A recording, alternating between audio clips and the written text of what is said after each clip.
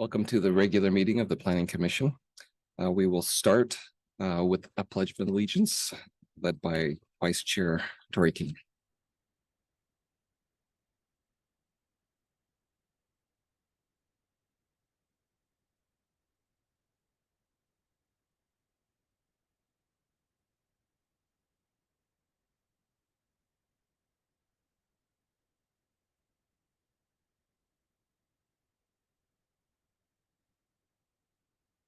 Can I have a roll call, please? Commissioner Carranza. Commissioner Heath. Here. Commissioner Schmidt. Yes. Vice Chairperson Keen. Here. Chairperson Vanden Eyck. Here. For the record, Commissioner Anderson and Hughes are out, so we have 5 present and 2 absent. Thank you. Can I get a motion to approve the agenda, please? I'll make that motion, please. And I'll second. Commissioner Schmidt. Yes. Commissioner Carranza. Yes. Commissioner Heath. Yes. Vice Chairperson Keen. Yes. Chairperson Vanden Eyck. Yes. Motion passes 5-0. Now we'll go into public comment. This portion of the meeting is reserved for anybody that'd like to address the Planning Commission on any item that is not on the agenda that we might have jurisdiction. Speakers should limit themselves to 3 minutes, and please state your name for the record. Is there anybody in the public that would like to speak on anything that's not on the agenda tonight? Okay, seeing none, we'll go ahead and close that. Can I have a motion to approve the consent calendar, please? I'll make a motion to approve. I'll second. Commissioner Heath. Yes. Commissioner Schmidt. Yes. Commissioner Carranza. Definitely. Vice Chairperson Keen. Yes. Chairperson Vanden Eyck. Yes, Motion passes 5-0. thank you. We'll go ahead and move into our public hearings. For each of the following items, the public will be given the opportunity to speak. After the staff report, the chair will open the public hearing and invite the applicant or the applicant's representative to make any comments. Members of the public will be invited to provide testimony to the commission following the applicant. Speakers should state their name for the record and can address the commission for 3 minutes. After all public comments have been received, the public hearing will be closed and the commission will discuss the item and take appropriate action. The first item we have is for 5705 Olmeda Avenue, which is a care facility. Can I get any disclosures of ex parte? Commissioner Carranza. No ex parte. No ex parte. No ex parte. No ex parte. And none for me. So we'll go ahead and turn it over to staff for the report. Thank you. Well, that's getting loaded up there. Okay, it looks like we're good. So as Chairperson Vanden Eyck just mentioned, this is a CUP for a residential care facility use at 5705 Olmeda Avenue. The permit code is use 230072, and of course it is September 19th, 2023. So just a little bit of background on the location of the project. It is on, of course, Olmeda Avenue. The general plan designation for this property is medium density residential, or MDR. Its zoning district is residential multifamily at 10 dwelling units per acre, or RMF 10, and the lot size is roughly 3 acres. As you can see there, it is in the RMF 10 zone, but just adjacent to it, the next lot over is RMF 24. This is just a little aerial photo showing the current conditions of the site. You could see on the western end of the site there's an existing building being used for the purposes of Family Care Network International. And there is a parking structure on the southeastern side of the lot as well. So a little bit of context on the site. It was originally constructed in 1963 and was purchased by Family Care Network in 2006. Family Care Network began serving clients in 2007 on the site. Currently contains 4 residential units serving up to 8 FCNI clients. And the clientele of Family Care Network includes current and former foster youth in need of housing. The property has an on-site residential advisor. So any kind of needs of any residents or concerns that are brought up can be addressed by that on-site residential advisor. So Family Care Network applied for a building permit to construct an ADU on the property in July of 2023. However, due to RMF 10 zoning, an additional multifamily unit would exceed the allowed density on the lot. So essentially formalizing the residential care facility designation would first best fit the current use, considering right now it is essentially designated as standard multifamily. And of course, given Family Care Network's goals and purpose, residential care facility is essentially the closest thing in our zoning code that represents the actual use of the property. Additionally, formalizing this designation would allow the construction of an additional unit, whereas if it was essentially just an additional multifamily unit, they would be over density for the property. So the proposal and really the point of this conditional use permit is to formalize the use as a residential care facility with 7 or more residents. Additionally, the applicant has applied for a zoning text amendment to reduce the minimum lot size for this use. At the moment, our code on residential care facility uses with 7 or more residents requires a minimum lot size of, I believe, about 20,000 square feet. Right now, the lot is 15,000.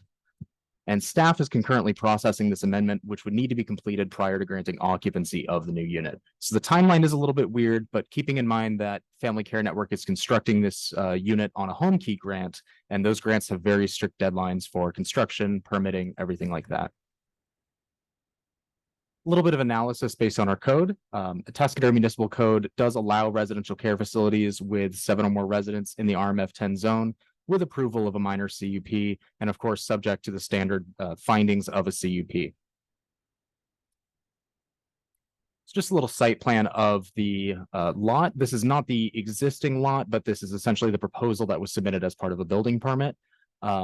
Just as a quick reminder, CUP here today is not to allow any units in particular. It is simply to formalize the use as a residential care facility designated as that rather than multifamily.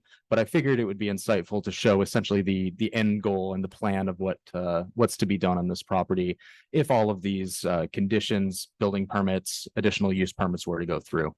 So you could see the additional units on the northeastern side of the property there, as well as the demolition of the existing parking structure and replacement with an at-grade parking lot. So just a few elevations of the proposed unit. It is a modular pre-constructed building. I believe that will be, as mentioned, on the northeastern edge of the property, and fairly standard. It does kind of coincide with the existing building on the property at the moment, and I will show some photos of that structure in just a moment here. That's just a floor plan of the proposed unit. So just a little bit on landscaping. The site does have oak trees near the Olmeda frontage and in the back portion of the property. The submitted plans show planters in various areas of the parking lot, but don't specify irrigation method or plant species. And as part of the standard building permit process, the applicant will be required to submit a landscape plan prior to permit approval. So just a couple of site photos of the property as it stands right now. This is the existing building on the property that, as mentioned, houses 4 residential units and up to 8 clients of Family Care Network. This is the existing parking structure. If everything goes through as planned, this will be demolished and replaced with the at-grade parking lot. And the proposed building site of the new structure. So just some conditions of approval on this CUP. All of these on this first page are fairly standard, essentially laying out the timeline of appeals for CUP, discussing the valid dates of the CUP, and of course a standard indemnification clause.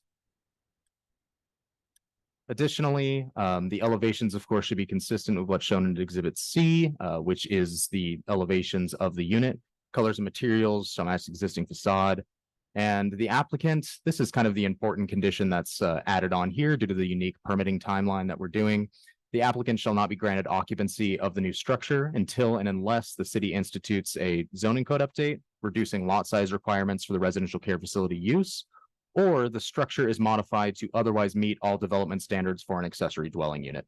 At the moment, essentially the issue that started this process was it was originally submitted as an accessory dwelling unit.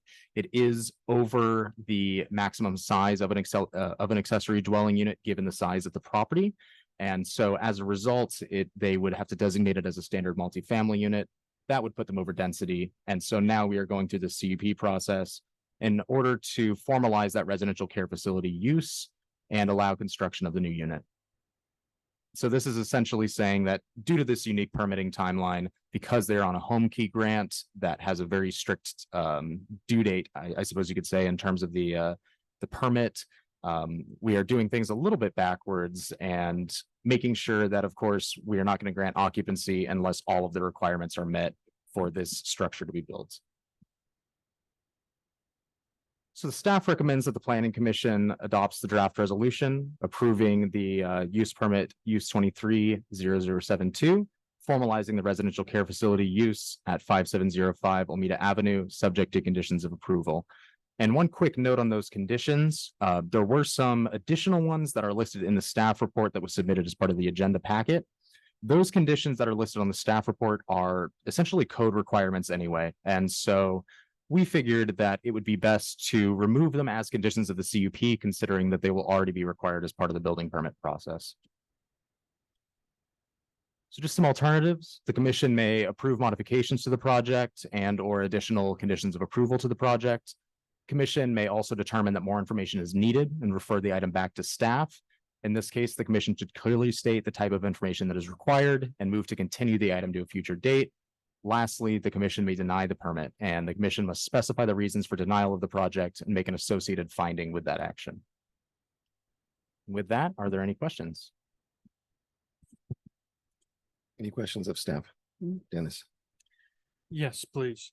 I want to go over some of the conditions that you referred to in your presentation. I want to start with condition number 4 and have the applicants conveyed to the city what their timeline is? Yes, the home key grant deadline at the moment is, I believe, October 5th. So that would be the date at which they would be required to have the building permit issued in order to get the grant. And so they're aware of the timelines that are in for, you didn't go over all of them, but there was at the end of the period, the approval shall expire and become null and void unless the project has received a building permit. So that's not going to be an issue for them. And if the use is established and becomes vacant, establishment of a similar use shall be done in accordance with the city's non-conforming code. They're aware of these? Yes, and as part of this process, we are also essentially having them sign an agreement to that effect that states that, you know, they are aware of all of the risks of doing the permitting process in this order. And they agreed to do that then? Yes, they have signed an agreement with our permit technicians that state that they are aware of that. Okay. We're essentially trying to get creative to make this work for them. So we're kind of going out on a limb I to understand. do I what we just want to possibly make sure can. that there are timelines Yes. and sometimes things happen. Yes, absolutely. Condition number 8, the landscape and irrigation plan.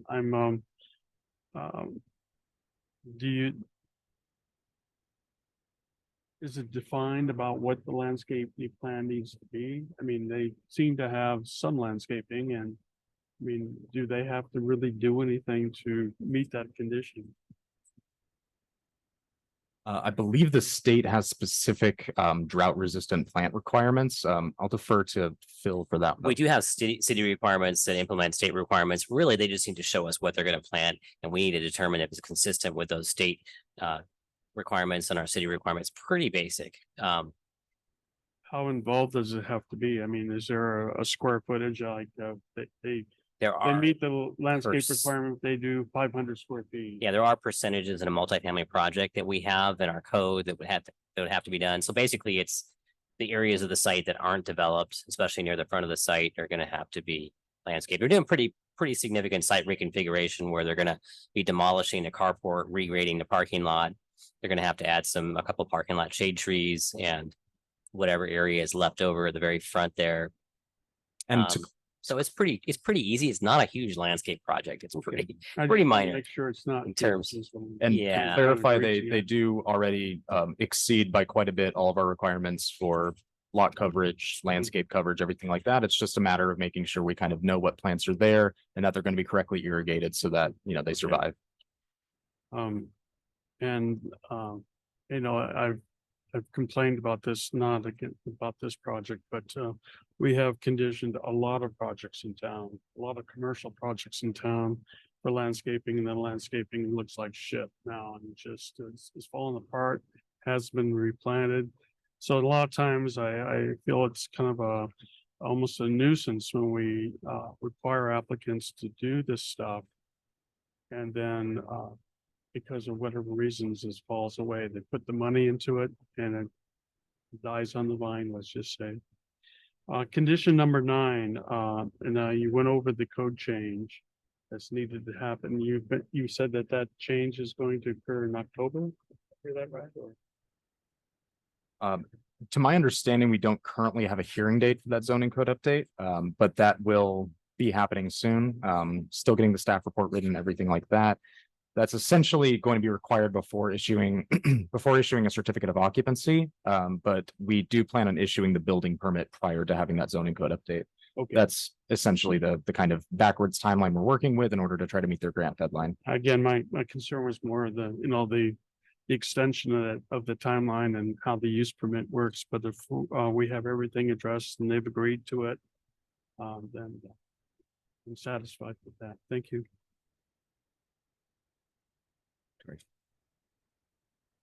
Thank you. Well, I definitely think that getting creative and working with an organization like Family Care Network is this is very savvy. This plan looks like it's well thought out, and I appreciate the fact that we're working together to make this happen, because I think creative housing, it's like we are doing a disservice to be more roadblocks in the way of this. So that's my overall feeling. And I wanted to ask the staff about this because I saw last night there was an email that came through of a resident and wanting to comment about just their concerns. And this is why we volunteer to be a part of the commission, is to advocate for our citizens and our community. So I would feel remiss if we didn't ask about that part, as far as like possibly an alternative.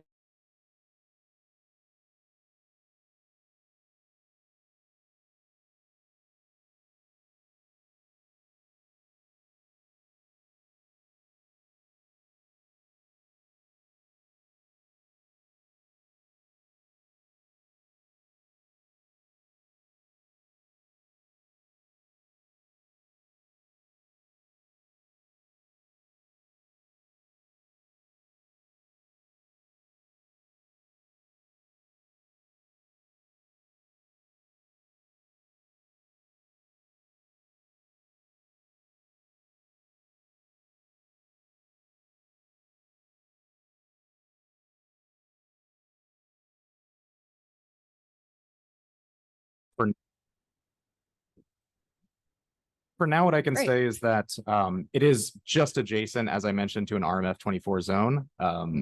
Adding density here, at least in the opinion of staff, would not be against the current character of the neighborhood, considering that it is right adjacent to areas that are even higher density than the project itself. Let me add a little more to that. They have been at this site for some years. It has acted, looked, felt exactly like an apartment project. You wouldn't know the difference on a day-to-day basis. They have been attempting to get this unit in here for quite some time. We went through a process whereby we thought we might be able to get an ADU on this property. Then our ADU laws changed and the limitation went down from 1,200 to 1,000. In between that time, they ordered a 1,200 square foot unit thinking they would get an ADU. We wouldn't have to be here tonight. Then we went to look at the zoning and looked at the possibility of adjusting the zoning because they're surrounded by higher density zoning. But that's a whole process. We are doing a zoning update on some of these properties with the general plan update to make them consistent with the neighborhood. So our last resort was to look at, can this fit the description of a care facility, which it kind of is. And so this is our chance to say, all right, it's going to be treated like a care facility, although really it's not your traditional care facility. It is essentially going to operate as an apartment, although it is owned and operated by FCNI. And so this was our sort of last ditch effort to say, all right, can this function that way? And under that scenario, we don't have to count density. But what's actually going to happen with this property in the near future is it will likely be upzoned in our general plan update. And this will all be irrelevant because they'll be allowed to have an additional unit on the property as a multifamily site anyway. But that's going to take a year or more for that to happen. They don't have that timeline. So this gets them sort of the in-between. But at the same time, it does recognize and formalize their care facility use. But certainly we are open to hearing issues if there's a nuisance at this property, or if there's something different here that doesn't fit in with the neighborhood. That's certainly something under the commission's purview that, you know, should be conditioned or mitigated for. Yeah, and just to be clear, to that satisfies a lot of what I was talking about, but I think mostly just wanting the applicant to be a good neighbor, and that's intrinsically a motivator for everybody. So I just realized too that public comments, even though you might have one only, that doesn't really represent. Because oftentimes, even if something's posted, most people don't show up, and we're hoping that changes. And I think it is slowly but surely in the last few meetings we have seen. But anyhow, okay, thank you. Did we, maybe I missed it, but do we have a definition for what a residential care facility is? Yes, we do have that in our zoning definitions. I'm not sure if we added that, and it's pretty basic. It's pretty straightforward. And this Okay. would fit that definition. I And this- believe you. I trust you. I was just curious if you put it in our packet. I don't believe we actually put the Could you definition put in those there. definitions in the future? We Just, can to actually satisfy do my that. And curiosity. I can read you that definition could you? during the hearing Yeah, tonight. I can Kelly- look that up right now. Kelly's pulling Okay. it up right now. Oh, Okay, just beat me to awesome. it. So, We know. and the who's state really in has, the charge. state has definitions for these Okay. things as well. I'm just, sort I'm of just broad in genuinely nature. curious what the definition is. So thank you. Would you like to hear it? Okay. A single family or multiple family dwelling unit that is licensed or supervised by a federal, state, or local health welfare agency that provides non-medical care of unrelated persons who are in need of personal service, supervision, or assistance essential for sustaining activities of daily living or for the protection of the individual. Use includes the following: children's homes, halfway houses, rehabilitation centers, self-help group homes. Seems like it would fit perfectly. Cool. Thank you. Any other questions? Okay, we will go ahead and open it up and open up the public hearing and invite the applicant or the applicant's representative to address us. Are they here?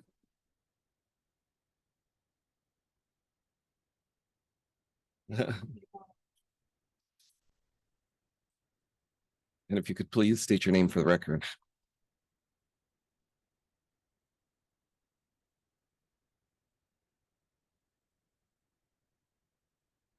Good evening, Jeff Carlson, CEO, Family Care Network.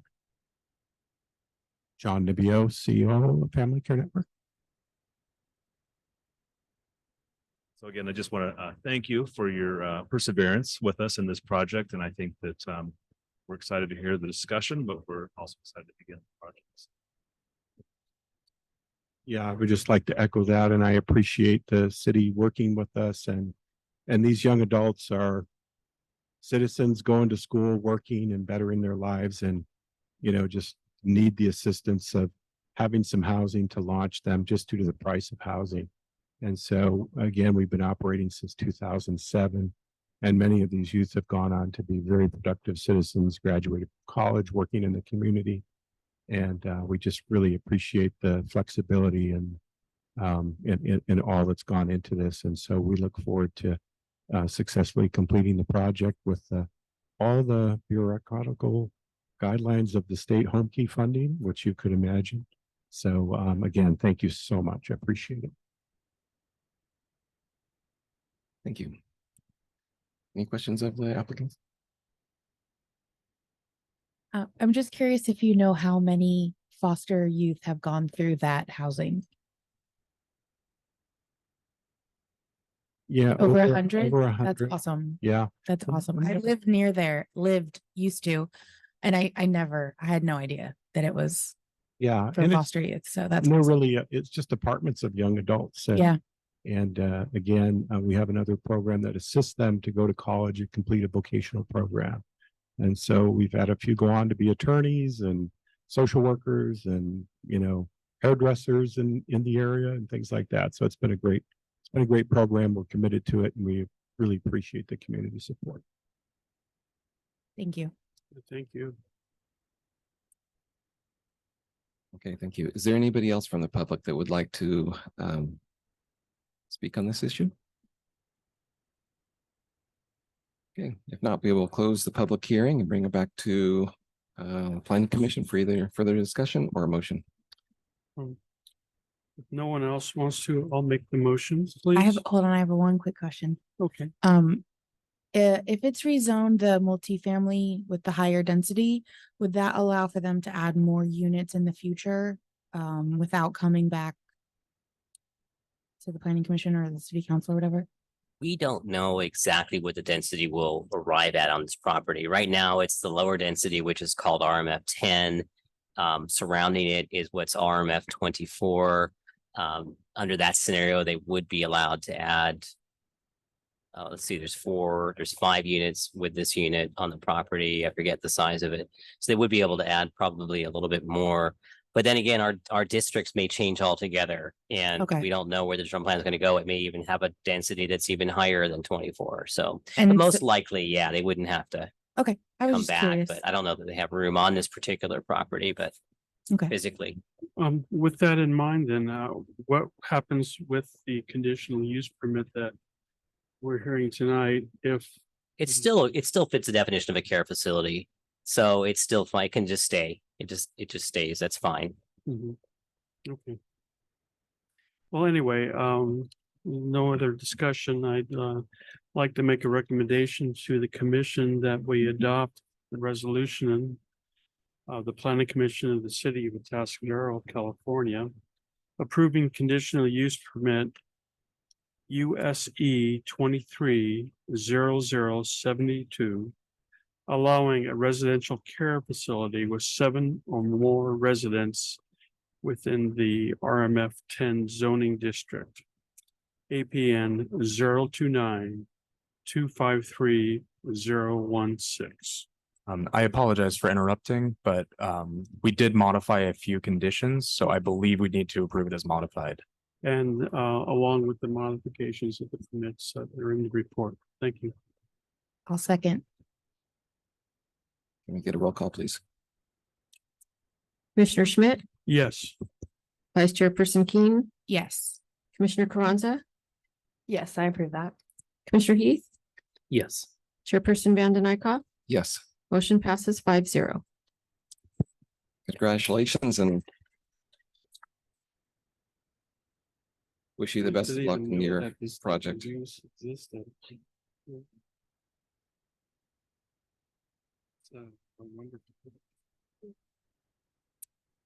Okay, we are going to now move on to item number 2, which is the Morrill Road Kerberlac Avenue Mixed Use Project. Do we have any ex parte, starting with Commissioner Carranza? Ex parte? No ex parte, other than I'm very thirsty. Okay. No ex parte. No ex parte. And none for me either. So we'll go ahead to the staff presentation. Thank you, commissioners. So this project is a mixed-use project at the corner of Kerbrill and Morrow Road. The clicker is not going to work this time. Do that. Nope.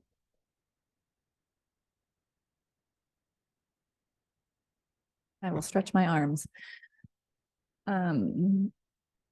So the project site is currently zoned commercial professional. It is along Morrow Road and what has sort of become our more medical or office district of the city. Phil's clicking my clicker now. So this is a zoning district that allows for vertical mixed use with residential on the upper floors and commercial on the ground floors. So the base density is consistent with our residential multifamily, the higher density, which is RMF 24. So it does have a base density of 36 units. The proposed project includes the construction of 9 new mixed-use buildings. There was a previous commercial tract approved on the property. So there are 8 existing lots that exist today, and they're proposing 9 buildings on those 8 existing lots. The project's also eligible for the state density bonus. So they are providing some low-income units as part of the project, which allows them to go above the base density. They're also proposing an accessible unit on the ground floor of most of the buildings. When an elevator or accessible unit is triggered in a building, our zoning code does have the option to allow an accessible unit or adaptable unit on the ground floor. So this is an overall plan of the development site. You can see the 9 buildings with the most prominent building being along the Morrow Road frontage at the corner with Kerbrill. It's kind of an interesting shaped site. There are currently some site improvements that were completed as part of the original tract, but the buildings were never built. So they are utilizing a lot of those improvements in this proposed development plan. And of course, the lot lines are remaining the same. So they're a little bit constricted on where they can place buildings on the site. And so this is their proposed plan. So back to our mixed use standards, our new code allows for a ground floor accessible or adaptable unit up to 10% of the commercial tenant space, but with 500 square foot minimum unit size to allow some decent living space on the ground floor. This was a new code provision that was enacted by the city council a few months ago, but after this project was submitted. Our old code that this project was submitted under allowed for an accessible unit on the ground floor when required and did not have any sort of size limitations. It was a little bit discretionary and up to any decision-making body as to the viability of that commercial unit and appropriateness of the size of the residential unit. So as I mentioned, the application was submitted prior to that code change. However, this is a discretionary action. So the Planning Commission does have authority to make any recommendations on the size of the unit should they see fit. So when enacting the state density bonus, the project is allowed to have request a certain number of concessions to development standards. We've identified open space as a concession. Open space is a little bit unique for a mixed use project. Our code does not differentiate the difference between open space standards for mixed use developments versus multifamily developments. We're working on our objective design standards, which will differentiate those two. So if you look at this as a multifamily project, they are not providing the total amount of open space that a normal multifamily project would provide. However, this is a mixed use development in a more urban style setting. And so that is likely appropriate for this level of development. Also based on the location of the development, walking distance to the lake park and some other features, it is probably not needed for the residential spaces to have ample amounts of open space. In terms of parking, because it is a state density bonus project, the project does qualify for parking reductions from our normal code allowances for the residential portion of the project. So they are meeting the state requirements for the state density bonus law for the provision of affordable housing. In terms of commercial parking, we never know ahead of time what kind of uses are going into a center like this. It could be anything from retail or restaurant to office to like a light industrial makerspace kind of situation, and those have vastly different parking requirements. So what the applicant's done is kind of taken an average of 1 space per 835 square feet of commercial space, which is what it turns out to be. For comparison, something like retail might require 1 per 300, something about like office might require 1 per 500, and a light industrial might require 1 per 1,000. So this will allow a variety of commercial spaces. It also assumes some shared parking with the residential units that can occur during office hour, during normal open business hours. And so our code does recognize some shared parking allowances as well when there's a mixture of uses on the site. When the DRC looked at this project, they did recommend a condition to restrict 15 spaces to commercial parking only during normal business hours to ensure that there was a reservation of spaces purely dedicated to commercial uses on the site during hours that those businesses might be open, to just ensure the commercial viability of the site. So that condition was added and included in your resolution this evening. We also have conditions when there's shared uses on site that no other parking be reserved on site for any purpose. So you could potentially have a drop-off area as part of your commercial zone, and of course, an accessible parking spaces as required. But we don't want to see individual tenant spaces reserved that then remain open when they could be used during other hours. We also included a finding for shared parking reduction in the resolution to allow for greater flexibility in those commercial spaces. So our code allows up to a 20% reduction in parking. And what we find is when we make estimations and guesses about what kind of uses come in, you know, we don't want to put ourselves in a position where a restaurant wants to come in and they're one space away from meeting the absolute requirement. And so this finding will allow some flexibility to occur in the future when new tenants come in. So in terms of the architecture of the project, they've chosen a more contemporary design theme with some angled roofs, some changes in materials that include some metal siding, some horizontal siding, and then those large sort of storefront windows. This is the view of the buildings more towards the interior of the site that do include a larger residential space on the ground floor. So it's going to do a weird thing. So this space right here would be the commercial tenant space. Most of those do have a roll-up door option to allow some flexibility on what types of uses can go in there. And then the ground floor on this side would be a residential unit that is accessed from the side entry. And then some of those spaces also have carports incorporated as tuck under parking on the ground floor. So a little bit about the height.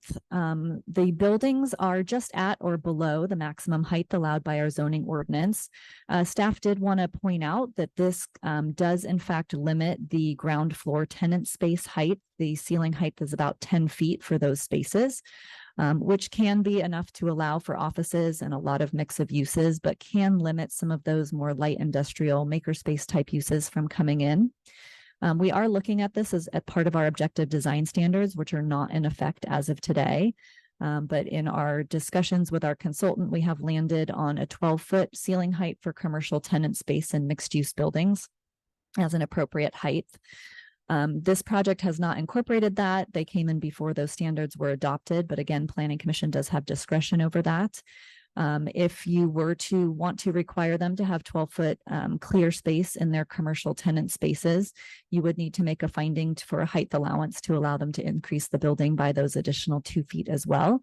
I did want to point out that the applicant has submitted for concurrent review of building permit for these, and so a change of that nature may be quite substantial to incorporate into the project, but it again is at your discretion. In terms of affordable housing, as I mentioned before, they are enacting the state density bonus program. So they are providing 8 units restricted at the low income level. They will have to designate prior to building permit issuance which lots those can be accommodated on so that we can record that document as a lot specific document. And then they did receive a 17 market rate bonus units as part of that. So that is why we are at just over 50 units with this project instead of the base of 36. So the Community Facilities District is required on all discretionary projects that have 5 units or more. This project would fall into that category. And so there is a condition added that the project annex into the citywide Community Facilities District prior to issuance of any building permits. The Community Facilities District ensures that the added service cost of residential units is paid to the city on your annual tax roll, as we know that residential units and the income generated from property taxes for those do not fully cover the cost of city services to those residents or units. And of course, as always, affordable units are exempt from that annual tax. So staff did prepare a class 32 CEQA exemption for this project as infill development, analyzed traffic and a couple other features as required by CEQA, and did find that the surrounding roads and neighborhoods could accommodate the level of traffic anticipated from this type of project in these uses. As always, the Planning Commission has 3 alternatives with a project. You can make modifications to the conditions of approval or the project. You can determine that more information is needed and return the item back to staff and the applicant to prepare that information and bring it back at a later date. Or you can deny the project, and to deny the project, the planning commission would need to specify the reasons for denial based on a finding that could not be made. These are the list of findings that are standard for a conditional use permit that are included in your resolution. Again, with that additional finding for the parking reduction to allow flexibility of tenants in the future. And staff is recommending that the planning commission adopt the resolution approving the use permit for a mixed use development subject to findings and conditions of approval.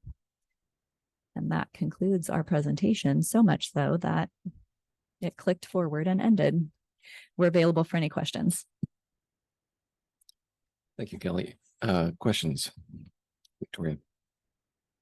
Okay, I just wanted to pause earlier, Kelly, when you said something about the applicant needing to do extra things and substantial, that was very quick, little inserted comment. So can you pause and restate that portion? I can, and I think that the applicant can probably speak better to what those would be. They have submitted full building permit construction plans for these buildings already. And so to integrate a 12 to change that would 14. require even 2 feet extra on the ground floor potentially results in some substantial structural changes to those Yes. plans. Okay, that actually makes way more sense. It was just so fast. I was trying to catch up there. Okay, thank you. Dennis? Yes, please. Conditions I'd like to go over, please.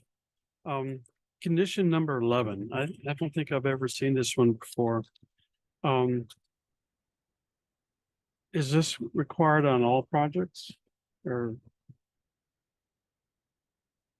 about them having to pay, it's like their development impact fee assessment. This is in addition to the development impact fee assessment? Am I Yeah, right? so this has been part of our council fiscal policy for a number of years.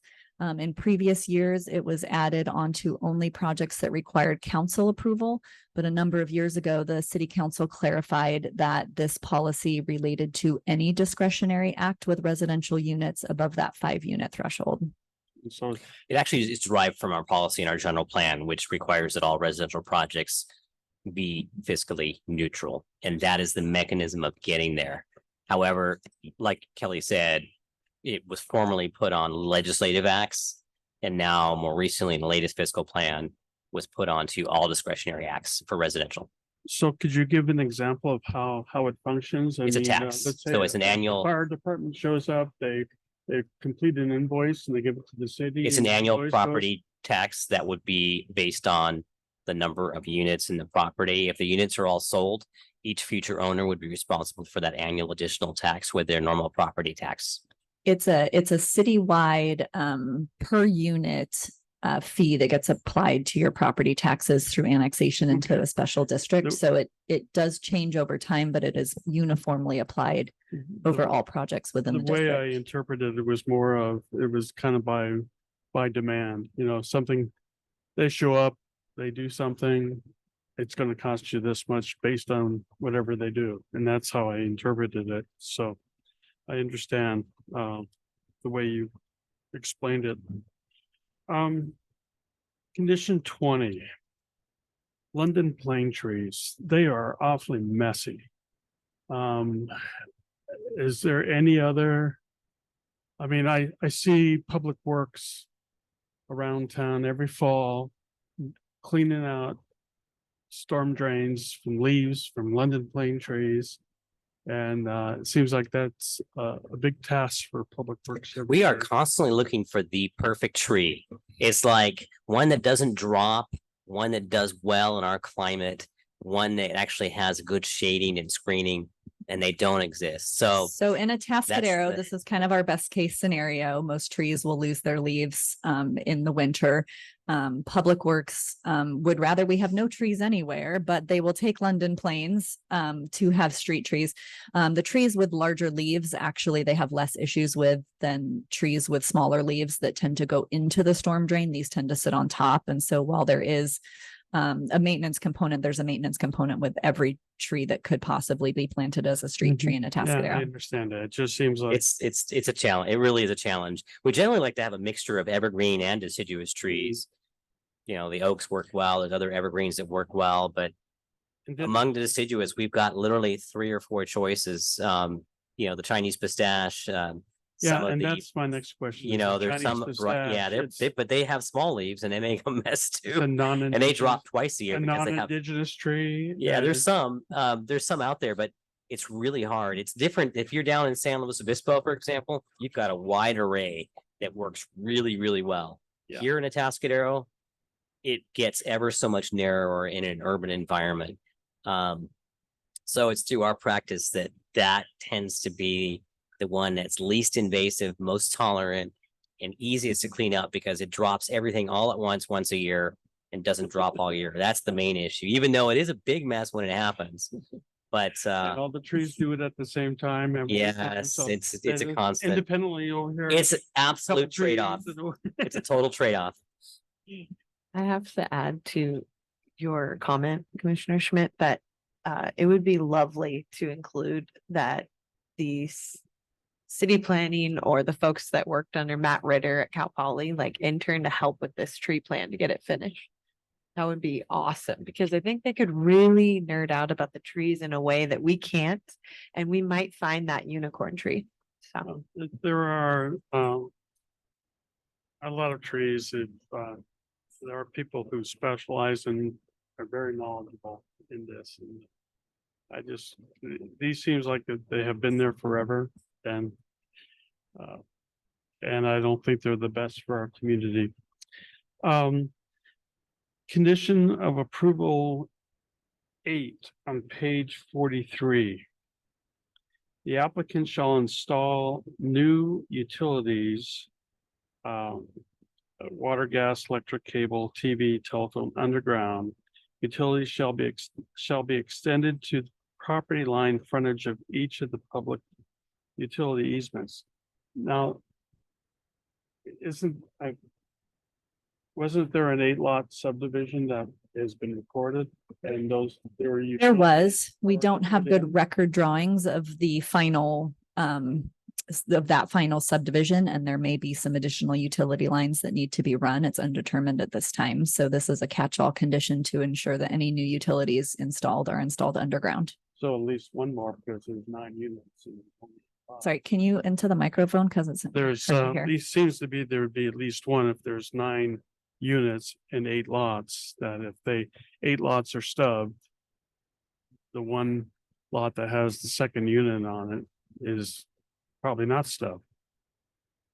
It may or may not be. There was a building originally shown in that location. There were 2 buildings on lot 1 originally, so there could be enough utilities stubbed. They might need larger electrical. They were smaller buildings that were originally planned there, a little 4-unit office buildings on each lot. And so that's going to have to be determined when they go through their construction plans. So beyond the fees that are associated with the building permits, all the subdivision fees and everything have been paid for already. And, The final map was recorded the and final map. the lots exist today. okay, thank you. Any other questions of staff? Okay, we will open the public hearing and invite the applicant to address us.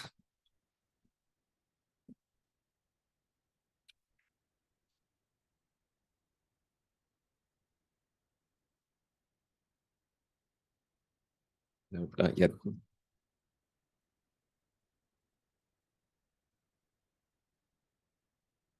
Nope. Oh, there There we it go. is. Okay. Yeah, Max Zappis, applicant, resident. You guys mostly probably know me. Happy to be here. Thank you so much to staff for the report. Great job, and thank you all for being here tonight. I just wanted to start off with a question of to staff of what can be done to the conditions of approval tonight and still get approval of the project? Can they be edited? Can they be removed? What can be done with the conditions of approval? What I'd like to do is maybe just, if the commission wants us to answer that now, or if there's other. So normally what we do is we have applicant kind of address commission can ask staff. Yeah, that we're kind of- right now we're in public comment, so you can ask questions and we'll try to answer them. So is it public comment right now and then I get another chance afterward, or is this my only chance? Sorry. Why don't you go ahead and tell us what you need to tell us, and then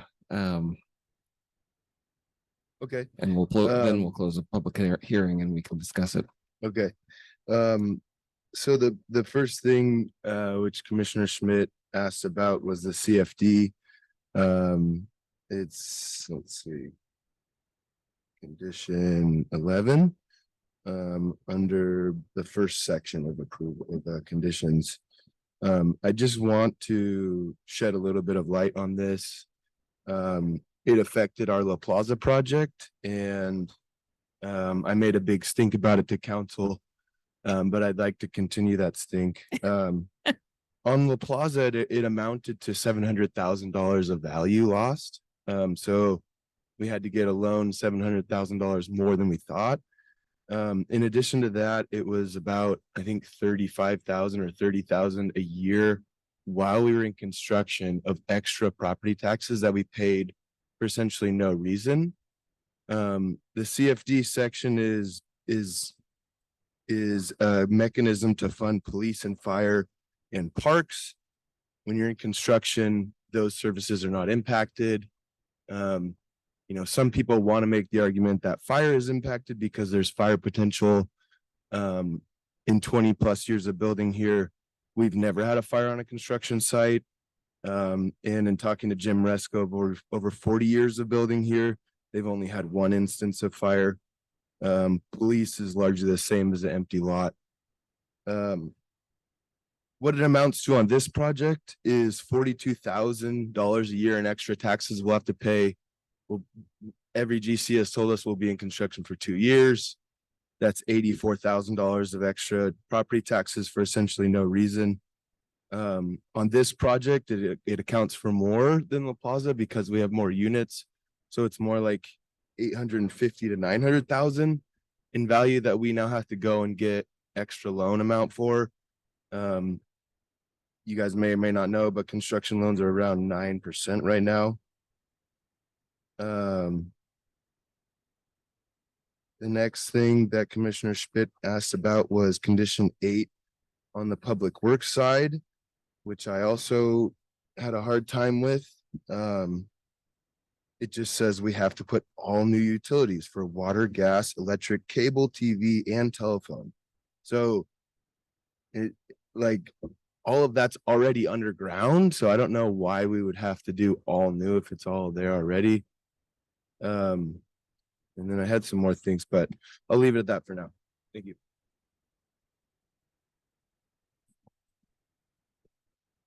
Seeing that there's nobody else to speak, we're going to go ahead and close the public comment portion of the meeting, public hearing. And if we could ask staff to answer some of the questions that were risen there. Absolutely. Some of the conditions that you have in your staff report, very similar to our last item, are code requirements that are required with any project, regardless of whether they're discretionary or not. Some of them do apply solely to discretionary projects. The Community Facilities District is one of those, but it's a very interesting one because it's based upon the general plan and it's based upon city policy. So if the commission were to say, yeah, we're not going to put that on this particular project, it is a huge precedent setter in terms of overall where the city council has directed us to go with policy. It is a huge change in the city's overall financial policy. And so it would be a big action, a very big discussion. In fact, what I would suggest if we're going to go a route like that would be to continue this item tonight so that we can get legal advice as to how we would navigate that should the commission do that. The second is other conditions that are unique to this project and completely discretionary. Those are certainly all at will of the planning commission.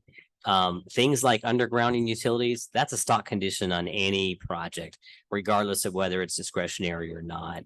If he already has undergrounded utilities at the project, it's not going to have any effect on it. it's not, it's even on a regular single family home that's non-discretionary. That's mandatory already in our code. That's a code requirement. So the action here tonight really wouldn't change that unless you had a unique circumstance on the property that we wanted to exempt them from because of the cost or because of the significance or because of the way things are built.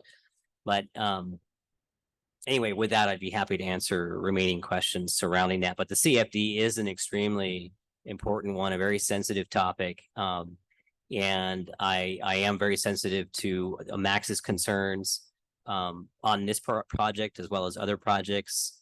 And it's a valid discussion, but it's one that's it's already been held at the city council level, at the city manager level, and they have stayed the course.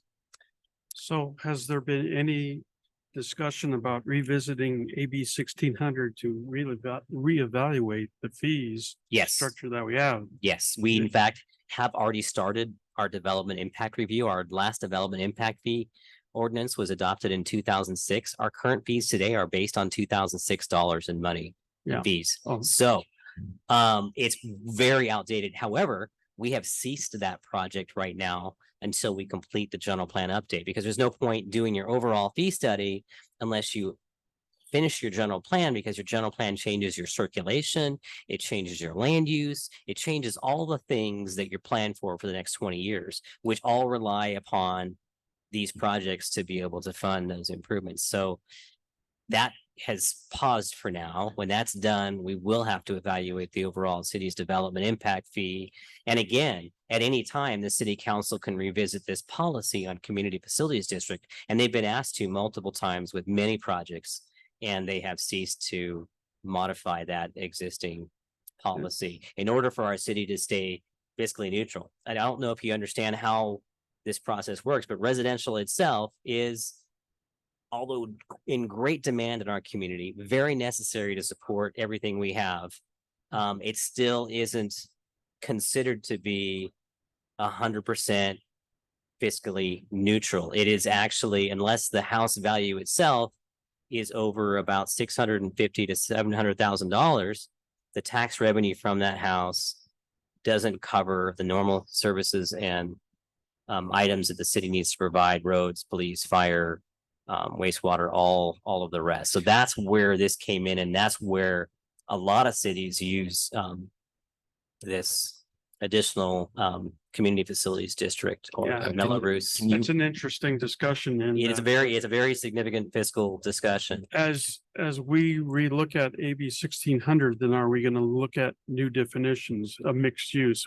I've read our 2006. I thought it was actually 2002 AB 1600 study. And for instance, there is no in that report, they did not consider impact fees for second units. At that time, it was secondary units, because they thought that there wouldn't be any built. And so what happened is that we have 3 impact study areas based on acreage: $16,000, $17,000, $18,000. And the report in itself says we didn't think of it, or we didn't discuss it. We have ADUs, we have mixed use. To me, there are different definitions that need to be included into the AB 1600. And then the concept of residential development doesn't pay its fair share is, to me, extremely outdated.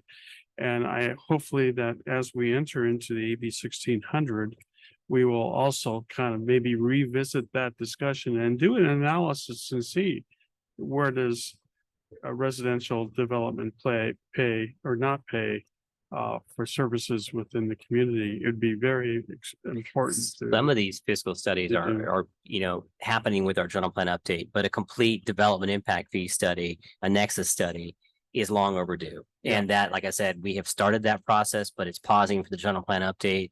And your comments are accurate that yes, these things have changed over time, and it needs analysis. But right now we're acting in compliance with what our city council has adopted, what they demanded, and what they've recently reiterated.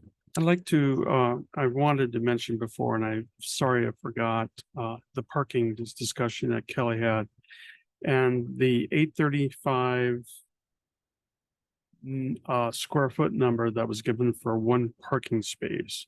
So as this project gets approved, are we going to have, we're going to say there's so many parking spaces that can be allowed within the project based on 835? And then that number, will that number then dictate what type of use can go into the property? Let's say that 835 calculates out to be 55 spaces. And there's 2 lots left and there's 50 spaces already taken. So I have to find uses that fit within the 5 to Yes, how's that gonna work? it will become a first come, first served situation if that happens. Our assumption is this is not going to be a very high traffic demand area. It's going to be more of the Yeah. shipping, receiving service, roll up door kind of non-retail commercial. You never know, could be some offices. could And be some parking is allowed retail. on curb rail then along the frontage right there that they're going to be putting on, hopefully, because it will It's- be used. Yeah, there's limited Um, limited parking. how So does- these are definitely good discussion topics. I mean, really the goal, I mean, of the applicant is to do 100% residential project here, although the zoning is not in place for that yet. And at some point that might be, this might change with the general plan update. And I think that that would be the desire, not so much to develop this as a commercial project, but as a full residential project. And so ADA then will be dictated based on use. So is ADA part of that total number that we have based on 835?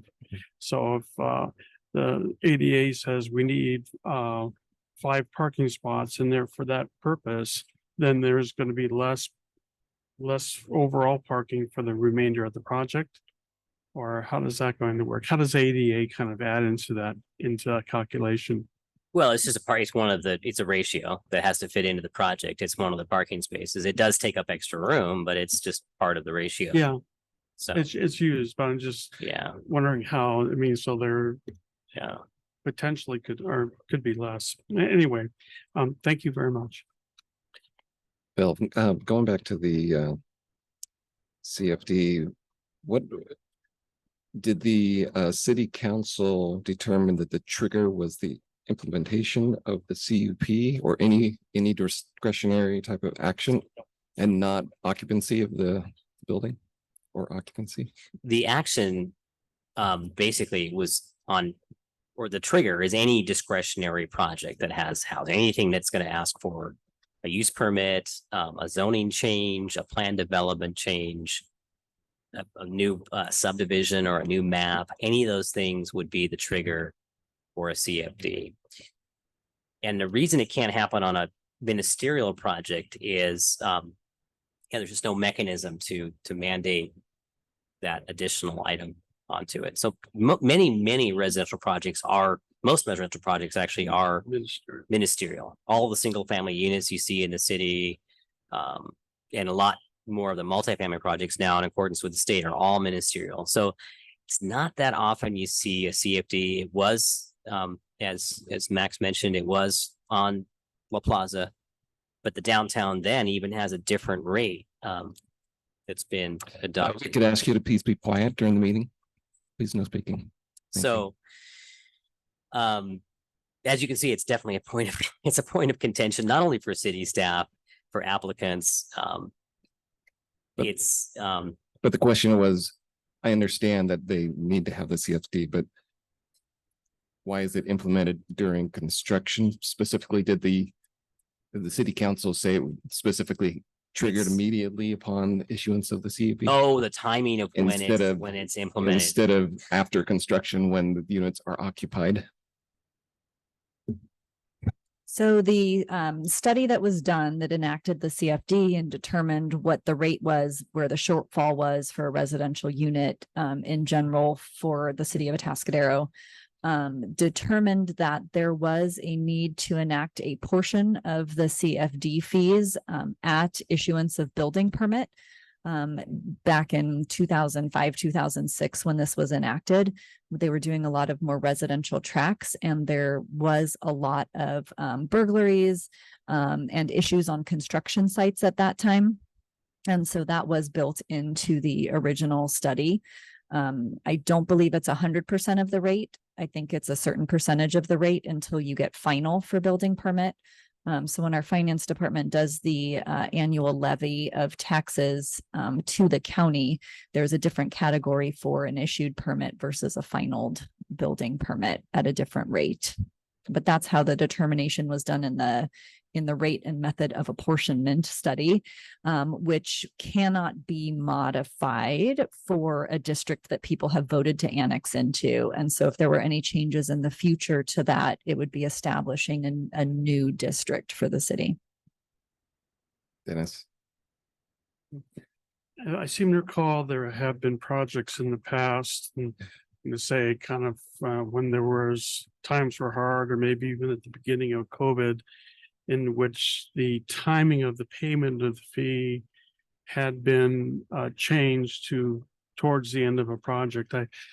I'm thinking maybe the Walmart project or something up that way. That I remember a discussion of by one of the city council people, I believe, and there was a motion made to defer the fees. In fact, there were on development impact fees within our city at some point. I thought there was a policy that we adopted that we could defer fees until the end of the permit versus up front. We do that with all of our development impact fees today. All of our development that- impact fees that are doesn't not apply paid to until this. occupancy. It This is not development impact fees we're talking about. We're talking about a community facility district, which is completely different. But it's covering the same things. It's for fires, for parks and police, just like development impact It's- fees. So, It's a whole different thing. I mean, We don't really have jurisdiction to change that anyway, do we? Not really. No. so It's Okay. council. wasn't, Corrected So it's policy. gotta be city council. because Yeah, there's a subdivision, an older subdivision that's been approved, was it not already annexed into the district when the subdivision map recorded? I mean, the No, best, because it was a commercial subdivision, did not So have the residential. residential units. added to it. the best action for the applicant, if he doesn't agree with this particular condition, would be to appeal that it's just- condition to the city it- council. It just is a double-edged sword. We want people, I mean, I congratulate the Zappas family for doing what they're doing. I mean, it would be easy for them to say, we're not gonna do mixed use because we don't want to pay these fees. And they're not.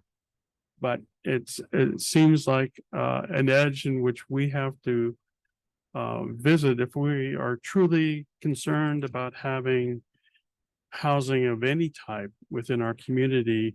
The idea of paying these fees the way we do, it makes it more difficult for people to have. And again, it would be easy to say, I don't want to have a mixed use project, although we all glorify it and think it's great. Anyway, enough. I'm sorry. Any other questions of staff? Well, right now, I'm thinking this is more discussion between us rather than questions to staff, but I'm Yep. eager to get into discussion rather than moving quickly. I'm just like, it's kind of interesting because this is live. We definitely need to do it live. And then it's trying to pause and catch up to what we read and what we researched versus the comments and things that are presented and having to think clearly about them and make not a snap decision, because I'm recalling staff just saying that this wanted to be potentially a full residential project.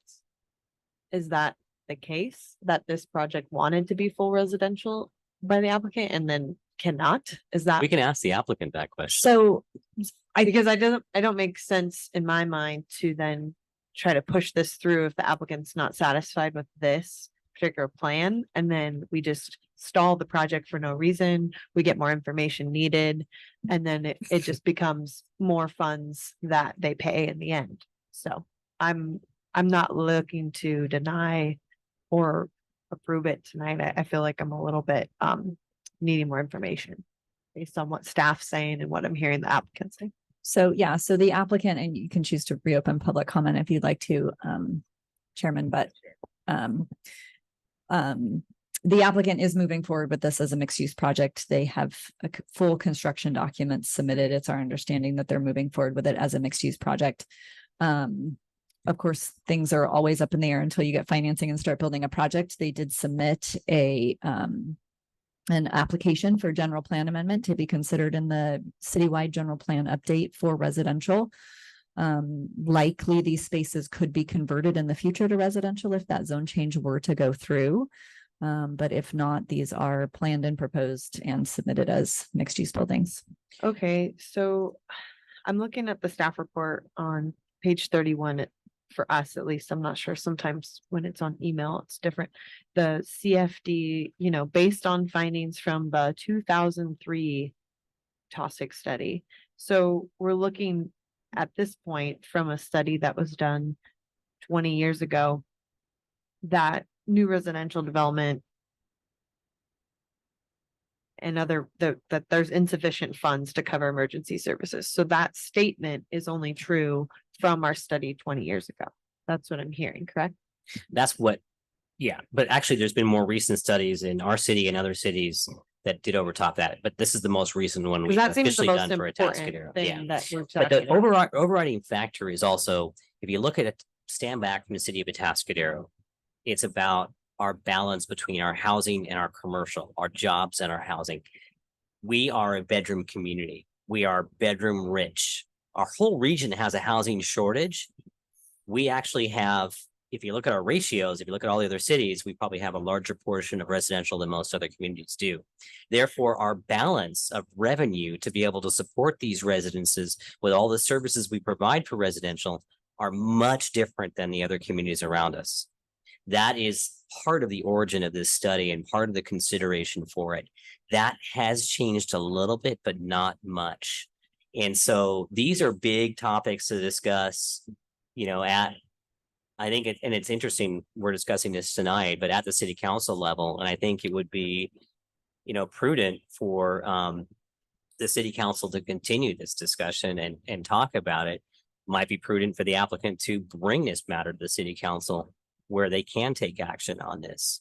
I'll But- also add to that while the methodology was set by that original report, and we can't modify that because there are people that voted into this district based on that methodology, the city tracks this money completely separately and has to show the nexus between what they're spending based on the new residential units. It's completely different animal than an impact fee or something of that nature, or our general fund money. And so there is an update study that's published every year that specifically shows how much is needed for those additional services. We can't just raise the rate every year and not be providing the services that we're promising we're providing. So it is tracked to very specific services and in the city that are provided.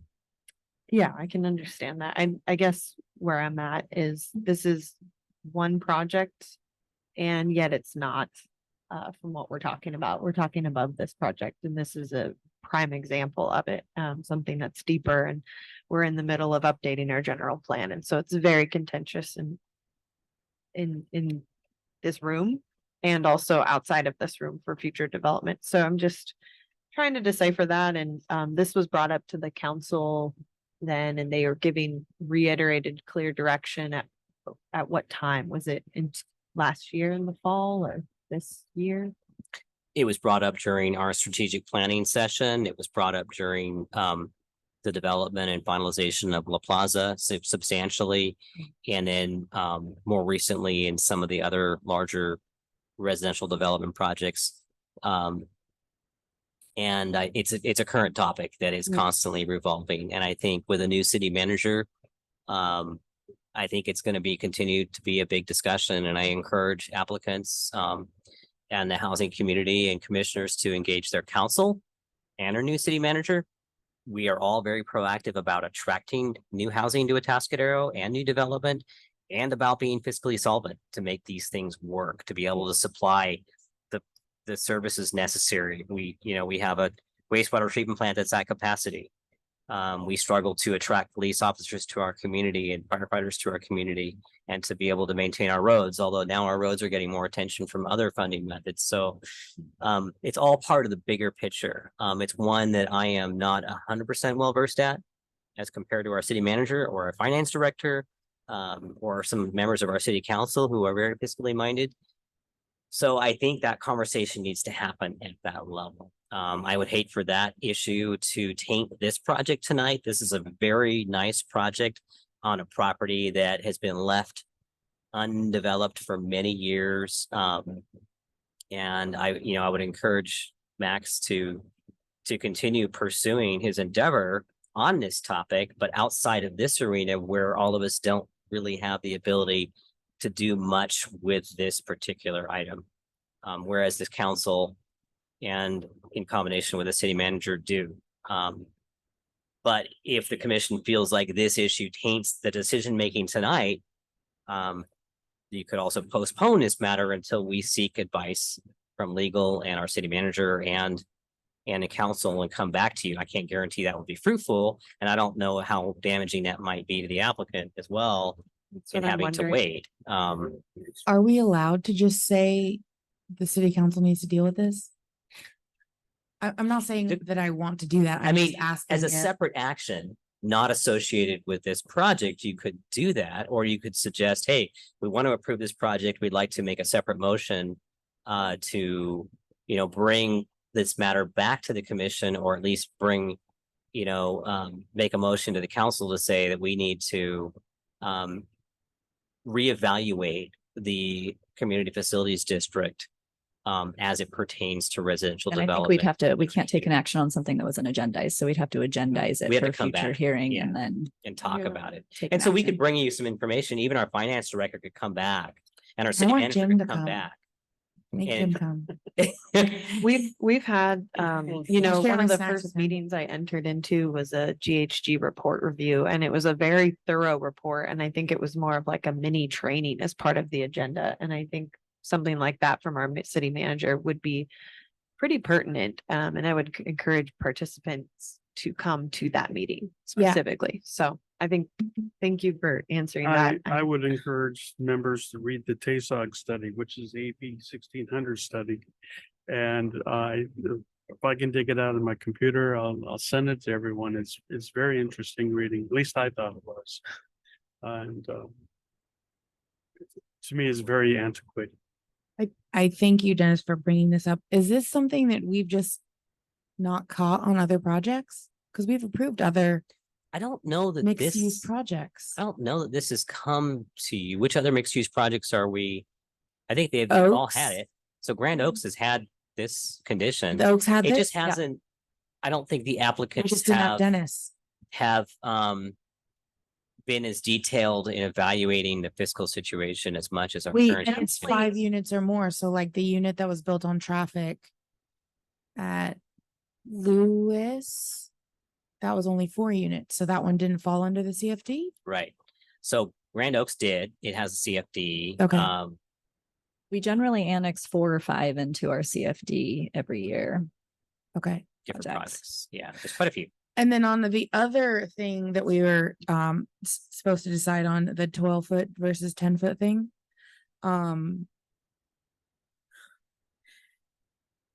Yeah.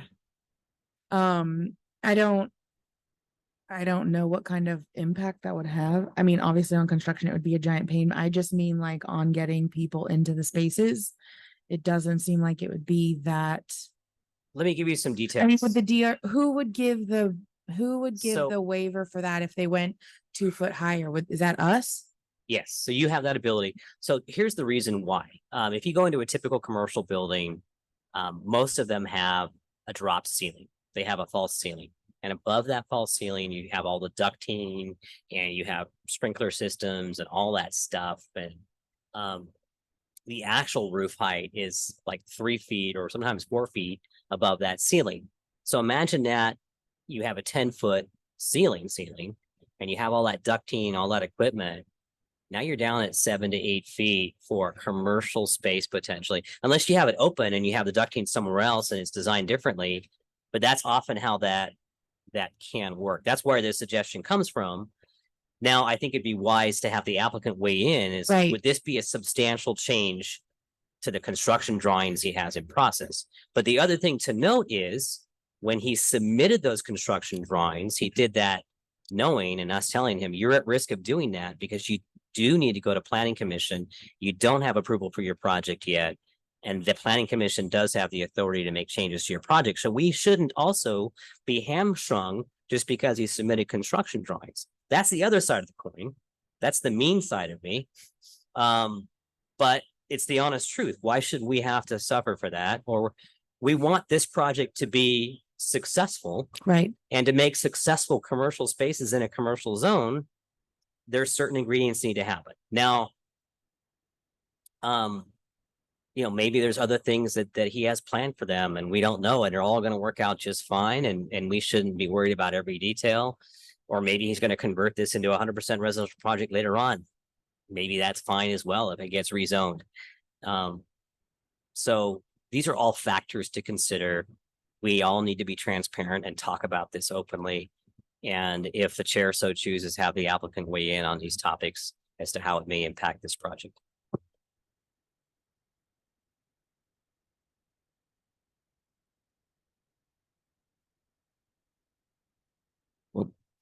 I can tell you professionally, my professional opinion is that it would impact, it'd be very impactful. If he's already created the stuff, but I will go ahead and open the public comment public hearing again. Mr. Zappas, would you like to talk to us about some of these things that have come up? Thank you. Yes, you guys have talked about 100 things and it drives me crazy because we don't get the opportunity to have the dialogue. You guys talk about dialogue. There is no dialogue. Phil gives his opinion for about a half hour and I sit here pulling my hair out and it's lies. It's not all true. It's literally not all true. You go into Negronte, what's the height of that ceiling? No, we don't hang ducks down. You couldn't legally do that per the building code. So it's just lies. They're things that he just pulls out of his butt. And no, we don't plan on making the entire project residential. That has never been proposed. It's never been something we've said. We've talked about having it on the frontage where it makes sense. Having commercial in the back that rents for 50 to $1 a square foot does nothing for the rest of the commercial space in town, does nothing for our tax base, does nothing for our job base. The reality is it'll probably be used as storage. It's completely illogical to force us to do commercial in the back of the project. Now, with that being said, that was the zoning we were handed. That was what we had to go with. So thankfully, Phil and Kelly allowed us to submit this project among the thousands of lots that we would submit for this general plan update. But we did submit this one to be updated. So maybe sometime down the road that can be converted. But what I'd like to just say is, we'd really like to get the project approved. We do not want to kick the can down the road. We're going full tilt with construction documents. We've already gone through a plan check process. The first plan check, the second plan check is coming up, for which we submitted before the end of the year, just before the end of the year, because we wanted to stay in the prior building code, because the new building code is going to cost us hundreds of thousands of dollars more. So we submitted before the end of 2022. It took us a month to find out that our plan check fees alone would be $96,000 for 53 apartments, $96,000 just to review the plans. There are people, real estate professionals and design professionals here who could plan check a set of plans in a week. It wouldn't cost anything near to $100,000. So we beat our heads against the wall. We said these fees have gone up about 200 to 400%. So again, Phil saying that the fees have been in place since 2006 or whatever he said is not true. The fees went up literally 200% when we compared it to our last two projects. So it's not true at all. We battled it. It took us five or 6 months to go from $96,000 to check the plans to 73. And that was all discretions that the people came up with at the city. And I get it. Like there's problems on the plans, like there's clarifications that can be made, but $96,000 to check plans is crazy. $73,000 is crazy to check plans. Come on. That's a full staff person for a year. I mean, this is insanity. Our fees on this project are going to be over $1 million. It's an $18 million project. The tax base is like, you guys are gonna get like 50 grand a year just by letting us build it. And it's like, then you want to add on another 40 grand in extra taxes is mind blowing to me. So that discussion will continue. I'm just trying to give a little bit of backstory here. With that all being said, again, back to the point of getting it approved, I'd like to go through the conditions if we can. I never got an answer on whether we can edit those. To me, I'd like to go through them one by one, talk about what's discretionary versus not discretionary. I'd also like to point out Emerald Ridge is a 3-phase project. They built the first phase. They didn't have to enter into the CFD. So to me, that seems discretionary, that the implementation or the timing of that CFD could be at occupancy. That is entirely logical. And there's a handful of other conditions that I'd just like to point out, clarify, see if we can edit, or at least understand if they're discretionary or not. It sounded like this is still public comment, so I guess that's all a question. Thank you. Well, why don't you stay there? So. Did you actually meet with staff and go over these conditions before this meeting? No, I didn't see I got the conditions, was it? And I sent it like within the last week, Thursday, yeah. So I went through them, I got my notes, but this, got publicized days later or same day, and no hope of getting them edited, I guess, in my mind. There's no timing there. We'd prefer not to have to go through everything one by one. But if there are specific things that you would like us to understand. There's maybe 5 to 10. It shouldn't take that long. We've already beat some of them into the ground. Condition 5 is saying that within 24 months of the entitlements, basically, the permits will be null and void within 24 months. And just given the interest rate environment, I'd like to extend that to 36 if we could. That seems discretionary to me, maybe even 48. It just makes it more realistic that the project get built. Whether it's me or somebody else, having more time to align financing, construction, especially with the financing environment we're in right now, would be huge. 24 months goes by like that in this type of thing. So that's the first one. Condition number 9, phasing. The building at the corner of Morrow Road be built first. I get it. It's the most prominent.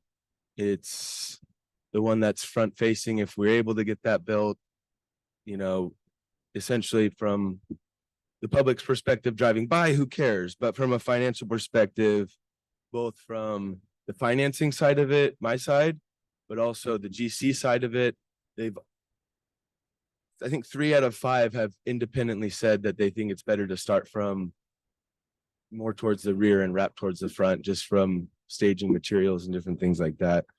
That one's not so much of a deal breaker, but I guess I just wish we could have the flexibility and not be forced to build in a certain way if it's not the most efficient. 11, we already went over. We can kick the can on that one. Number 15, I don't think it applies. It's talking about having things recorded about commercial in nature, but these aren't condos, so they won't be sold. So recording something like that won't really ever reach the resident. It's more of a point there. On 21, the trash enclosures shall be built from color split face block, which is one of the more expensive building materials. Again, just asking for more flexibility. Previously in the staff report, it mentioned doing something consistent with the building, which I think we really could do something attractive like Corten, something like that would be more affordable than block. So I just like a flexibility on that. We already talked about condition 8 on the public works side. If they're all underground, if it's only conditioned to be new, if it's overhead, like to change from overhead to underground, then that's fine. I was just worried that you're insisting that all utilities be upgraded to new. So I just wanted to clarify that one. That's all I got. Okay, thank you. Did you? have a Yeah, question? just for clarification, 10 foot, you're good with 10 feet, don't need the 12 feet. No, I want 10 feet. Okay, I don't know why they blindsided me tonight. That wasn't in the staff report. That was in no discussions we've talked about. Why they would suggest that and bring that up in front of a discretionary panel is mind numbing. It's rude. It's just insulting to me. That was insane. The fact that they would bring that up was asinine to me. I could not believe that. Thank you. Just had to clarify that. I appreciate your passion.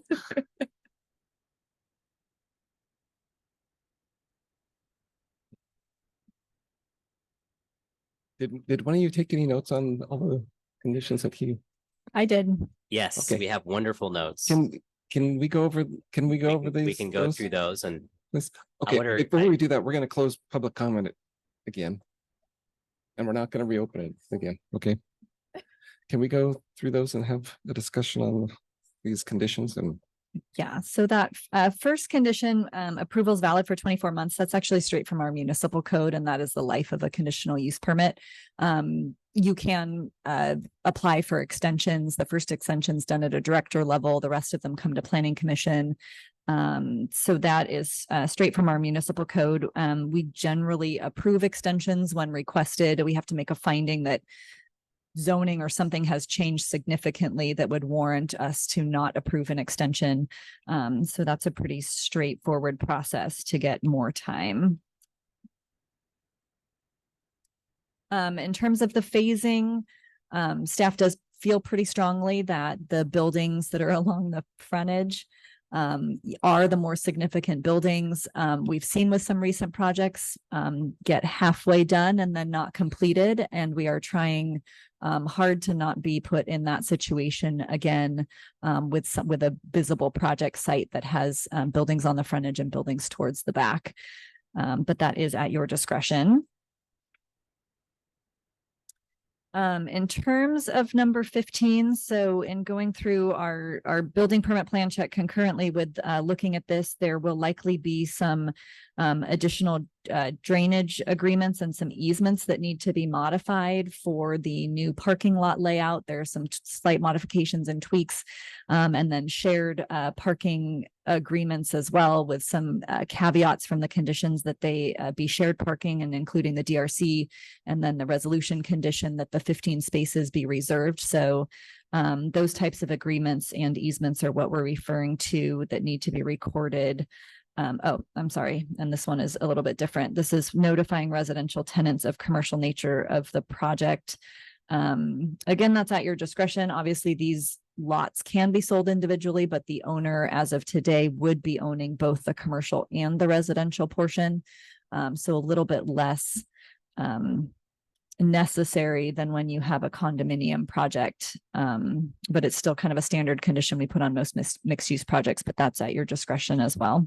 Can I ask you a question on that specific thing? So but if they were to come back for a condo project, then We it would would come back and we would condition at that time, right?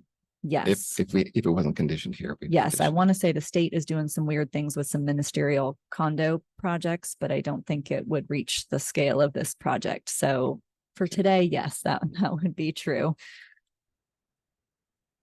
On 21, the trash enclosures, we always put dark color split face block or similar.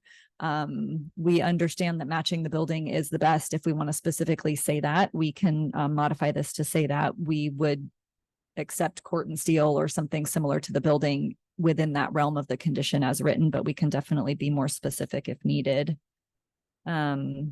I think 8 was clarified enough that any new utilities installed go underground doesn't affect what's existing out there. And we're hoping that all utilities are currently installed as needed to those lots and that we don't have to do a lot of work with utilities. But just some unknowns since we don't know exactly what's out there yet and what the buildings might need. So number 8 is more like if utilities need to be installed, new utilities need to be installed underground, not you need to install all new utilities out there. That's accurate. and Yeah. That's right out of our code. Can we reword it that way? Yes. Okay. Had a condition, and I've always complimented the city on this, and it's number 4. Where there is the ability for the departments to make minor modifications to plans. And it seems like words like, I think there's an understanding like the new utilities, I would have said install new utilities as needed.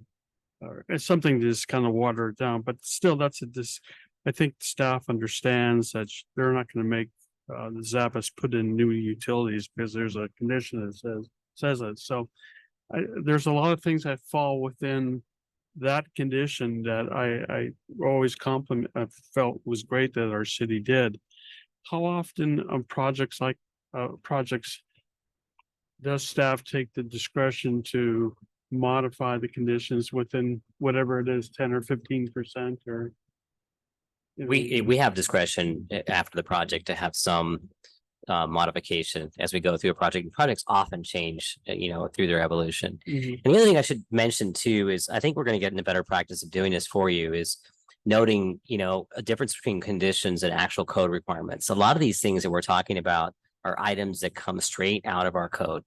They're items that just, regardless of the discretion on the project, they're mandated. And so I think those are some of the things that we're talking about here. They're essentially included as advisories to applicants more than anything else. I think that would be really helpful. Yeah, we'll to try and Maybe, differentiate maybe those. site code.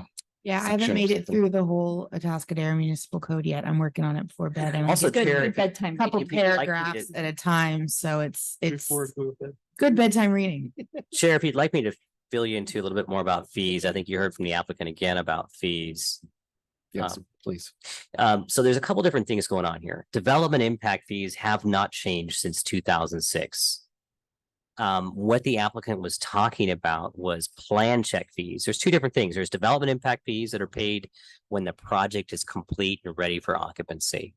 There's plan check fees, which pay the city and actually our third party, Interwest, for example, to examine the plans. Sometimes plans come back and forth several times, but in this particular project, there's 9 separate buildings with 2 different land uses. And it is very, very expensive. And in fact, he came back in and we had to go through the fees for multiple days with a fine tooth comb to find out why they were so high. And then we also suggested that he utilize a stock plan process to reduce those fees. And so we did that. And so we reduced the plan check fees and we went through everything again. But the way the building code has changed and the way the costs of doing plans examining has gone up, it has gone up a lot. So that's what's increased over the last decade. Development impact fees have not. They've stayed completely 100% solid since 2006. And I would say that they're probably about half the rate that other communities around us are at now today, which is a huge incentive to develop here.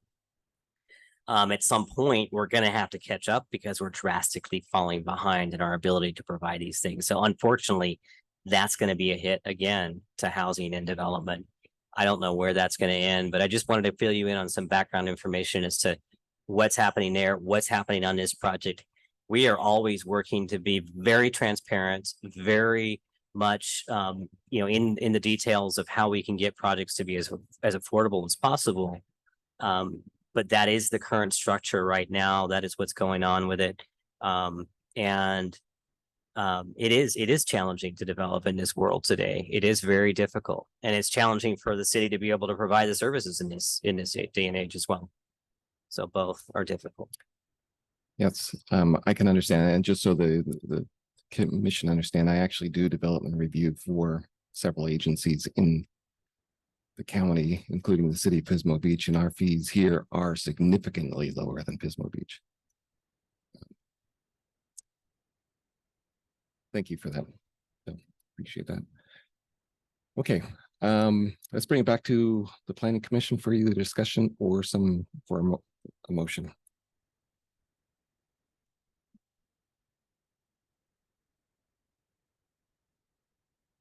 Chair. Yes.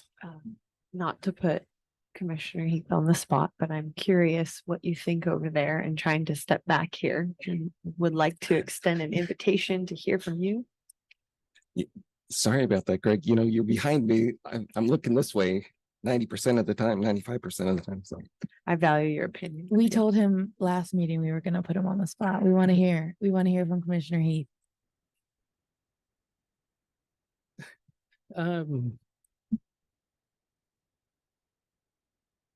Yeah, with this project, I personally don't really have an issue with it as far as its location, what's being asked. Sounds like the applicants put a lot of thought into it as far as some of the conditions that are being placed on them, you know, such as ceiling height, things like that, don't really seem to be a factor for him. So I think as long as the city's fine with it, I don't really have an issue with this. I do like the idea of completing the front buildings first. I do find that important because we've all seen it and it's not pretty when it doesn't complete. So yeah, I would be willing to adopt the resolution for the Planning Commission of the City of Atascadero approving a conditional use permit for a mixed-use development at the corner of Morrow Road and Kerperville Avenue. I'll second the motion. Thank you. I wanted to just bring up a couple conditions that we talked about. We talked about changing Public Works condition number 8 for the underground utilities. I think as long as the city and the applicant know how that wording, what it means, then I'm fine with it staying the way it is. So Yes, our interpretation as- has always been existing utilities stay the way that Okay. they are. Anything new gets then undergrounded. that's fine. Since I asked for that modification, I'm happy to rescind that ask. Okay, and then are we okay with the trash enclosure based on how we generally interpret that, or would you like any additional clarifications? It sounds like it's similar. Okay. So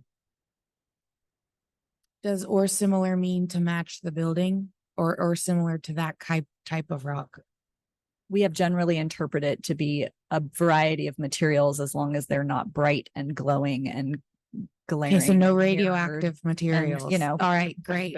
That's the thing is, as long as the city knows what that means and the applicant knows what that means, then I feel like we don't need to modify it. Is that yeah, that was the way I interpreted it.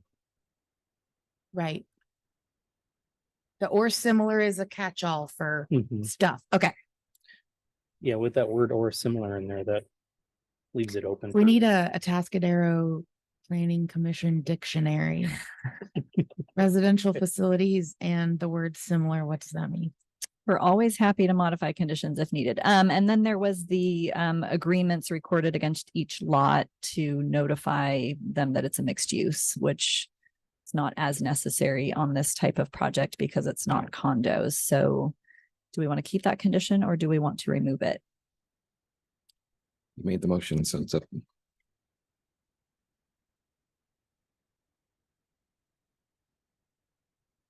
I'd be inclined to leave it. The second concurs.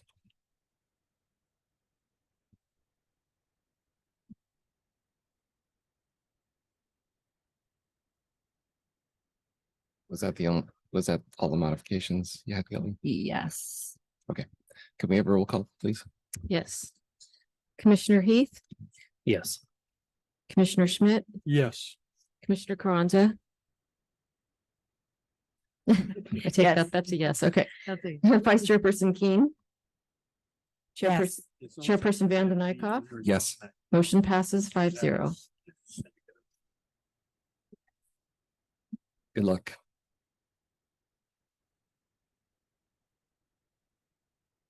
I feel like we Thank you need for your more passion. Zappis projects. This was incredibly entertaining. Yeah, just don't throw them at us on the Yeah, map. There's please. free tomatoes right there. There's a lot of them, actually. There's Just so don't throw many, them. yeah. We really do appreciate, I mean, there's Zappis buildings everywhere. Like we appreciate what you guys are trying to build in this community. So And you Yeah. should seriously take home some of that. And take home some tomatoes. We forgot to put that requirement not on the, joking. yeah. It's a condition. It's number 47. Yeah. They're Just not no for throwing them throwing. at the commission. Don't leave empty-handed now. Okay. Thank you. Director report. Thank you for the entertainment this evening. Lots to come. Yeah, we're actually, sorry, we're gonna really tire this commission out in the coming months. We have this huge project, Objective Design Standards, that we may have to even break it in pieces. It's so big, but it's gonna result in a lot of zoning changes, a lot of, we hope, streamlining for housing projects, because really a lot of housing projects are becoming ministerial. State wants that. The state wants us to be able to allow stuff by right without having to come here for use permits. So instead, what we're going to be doing is we're going to have a set of design standards. And it's really about, form and massing and articulation, and projects that comply with those, they get the green light, they go through. Projects that don't, will have to come before the commission. But we hope to funnel those in. So that set of objective design standards will come. Are we gonna get like a 101 course on form and massing? Cause I don't know what that means at all. Oh, we would love to do that. That, I'm serious. Like, I Yes. want to, I think through this exercise, that'll happen okay, naturally, but okay. As long as I can Um, ask all the questions that someone who knows nothing can ask, then I'm when do you down. think we're gonna get that to the commission, Kelly? It's definitely not October 3rd like it says on here. Your next hearing's October 3rd, I but think we were crossing our fingers that maybe by the 17th of October we would be here, but we also want to make sure that we are very dialed in with our standards, because there's so much that overlaps with our existing code that we don't want to be shuffling things around at the last minute. So we do want to make sure we're 100% complete before we come to any decision-making body. And those are gonna be long meetings. yeah, that's gonna be a long one. So that item, Snacks. snacks, we'll get you lots of snacks, promise. That item, our annual zoning code update, and our CEQA thresholds are 3 projects that are big.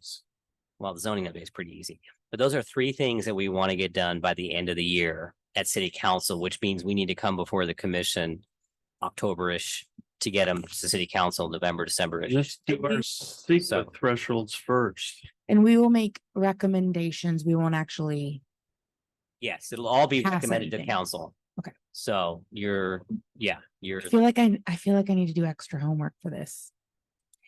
actually, that's a good point. And Is maybe there I could things get, you can send me beforehand yes, that I can that's- read? that's actually a That would really be good super idea. helpful. I think what we should do is get you like an intro little report that we can send all of you on these items that are coming forward, so you can kind of educate yourself on why we're doing and what they are.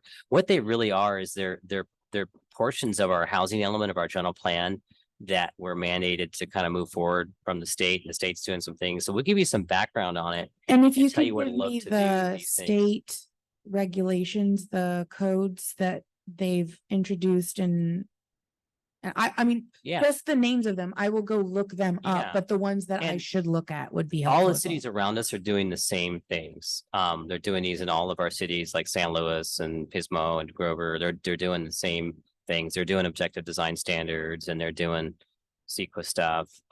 We're all kind of all following the same. One path. interesting thing is that both us and Grover and Paso have hired the same consultant for objective design standards. And so especially between us and Paso, we're actually hoping that there's a lot of consistency and overlap just as a regional effort to streamline development and help developers understand. Yeah, and specifically on the stuff that the state has passed that we're having, I would like to read those so that when Dennis references them, I'll know what he's talking about. So just a list of the codes. I promise I will go read them myself. I just don't know which ones I need to look at. So that would be really, really helpful.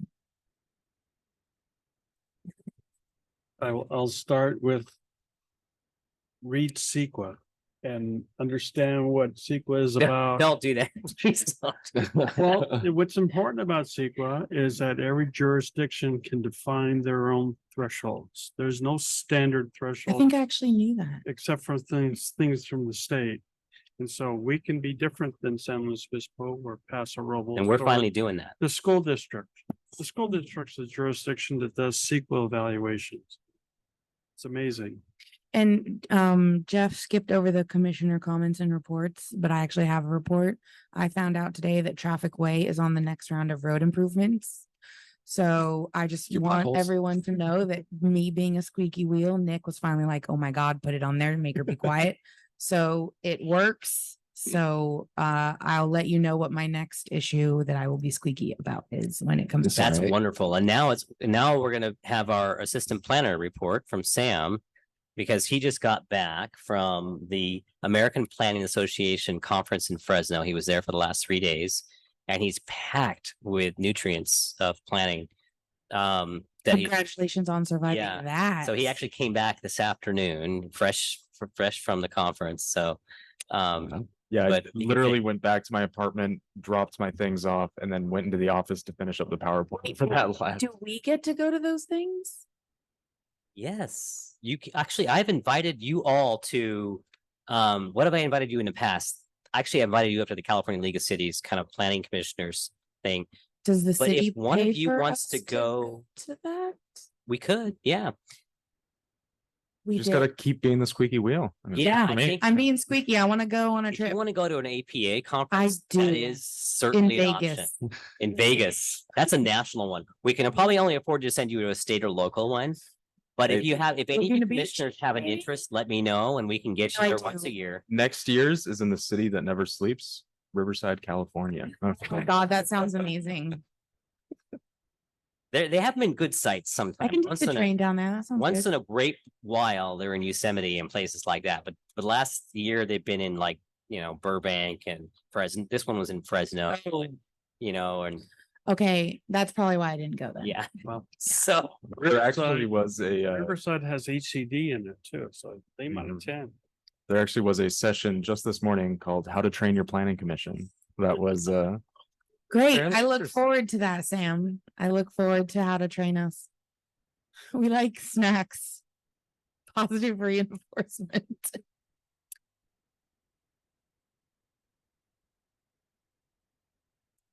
I think she means right now. well, yeah, no, of Yeah. course.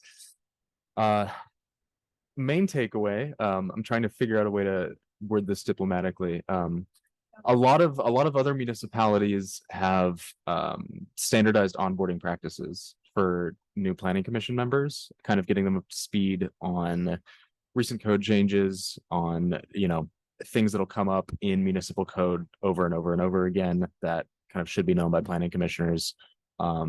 And another aspect of it that Tori, I think, actually is pretty relevant to what you were just saying, was for large projects that may be controversial, and projects, of course, would include things like larger zoning code updates, CEQA thresholds, ODS.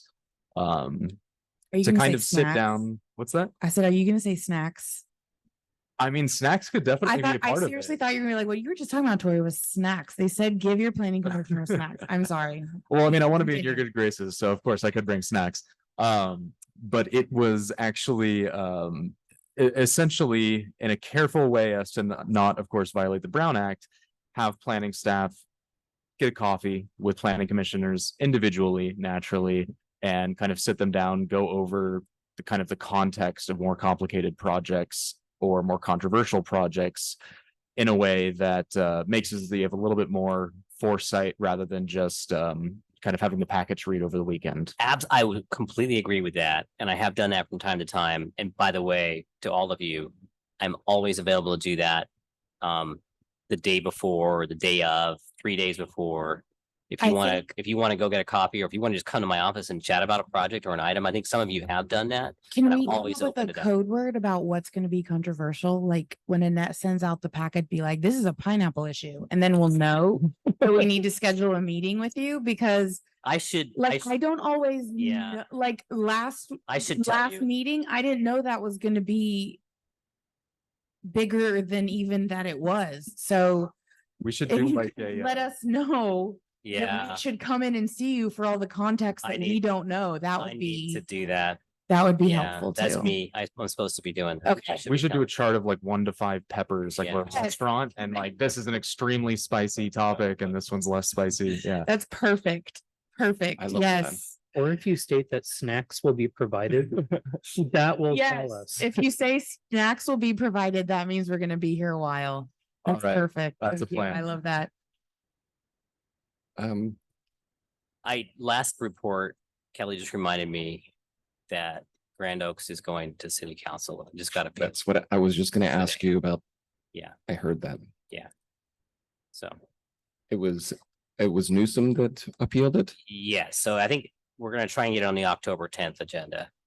So, And they're still streaming that, so I can put on my big screen at home Yes, and make popcorn. absolutely. Yes. Sweet. Well, I suppose since they've done that, then it won't be coming back to us. I don't know, because there's still that second piece of it. So we'll see how that all irons out. There's still that community room, so we can't talk about those issues tonight. Sure. But yeah, I don't know where that's gonna go. Yeah. Okay. Yeah, it's all new. Is Jim gonna be there? Of course, he's always there.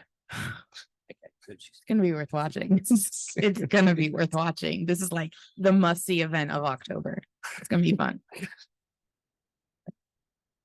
Okay. Yeah, I have a question about the appeal from David Broadwater and how that's affecting potentially the commission. or How it's not. affecting what? The commission and meetings and potentially anything brought forward. Is that just strictly a city council issue now?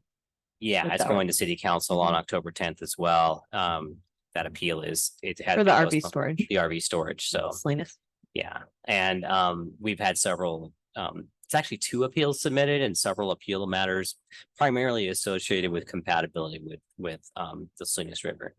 Sure. And I was curious too, how that potentially intersected with this whole CEQA updates and all this river talk that you've been saying. Like, there's that going on and then there's the updated general plan in general. It And doesn't, I mean, it will enter the general plan discussion as to what are the appropriate land uses on these properties that abut the river.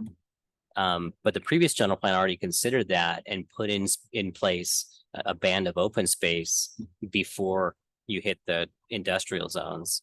And it actually, that open space zone comes pretty far into these properties.